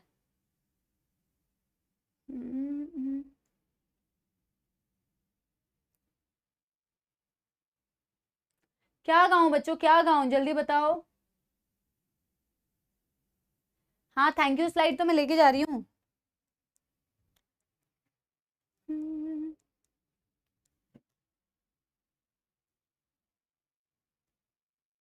कुछ भी, तुम कोई अच्छा गाना नहीं बता पा रहे हो तो मैं खुद ही गाती हूँ। रुको मुझे सोचने दो, मैं गाना फटाफट से, मेरा ब्रेन ना काम करने नहीं लगता है बेटा, जैसे ही तुम इतना वो करते हो ना तो मैं ब्रेन नहीं काम करता। रुको मैं गा रही हूँ, 1 सेकेंड 1 सेकेंड।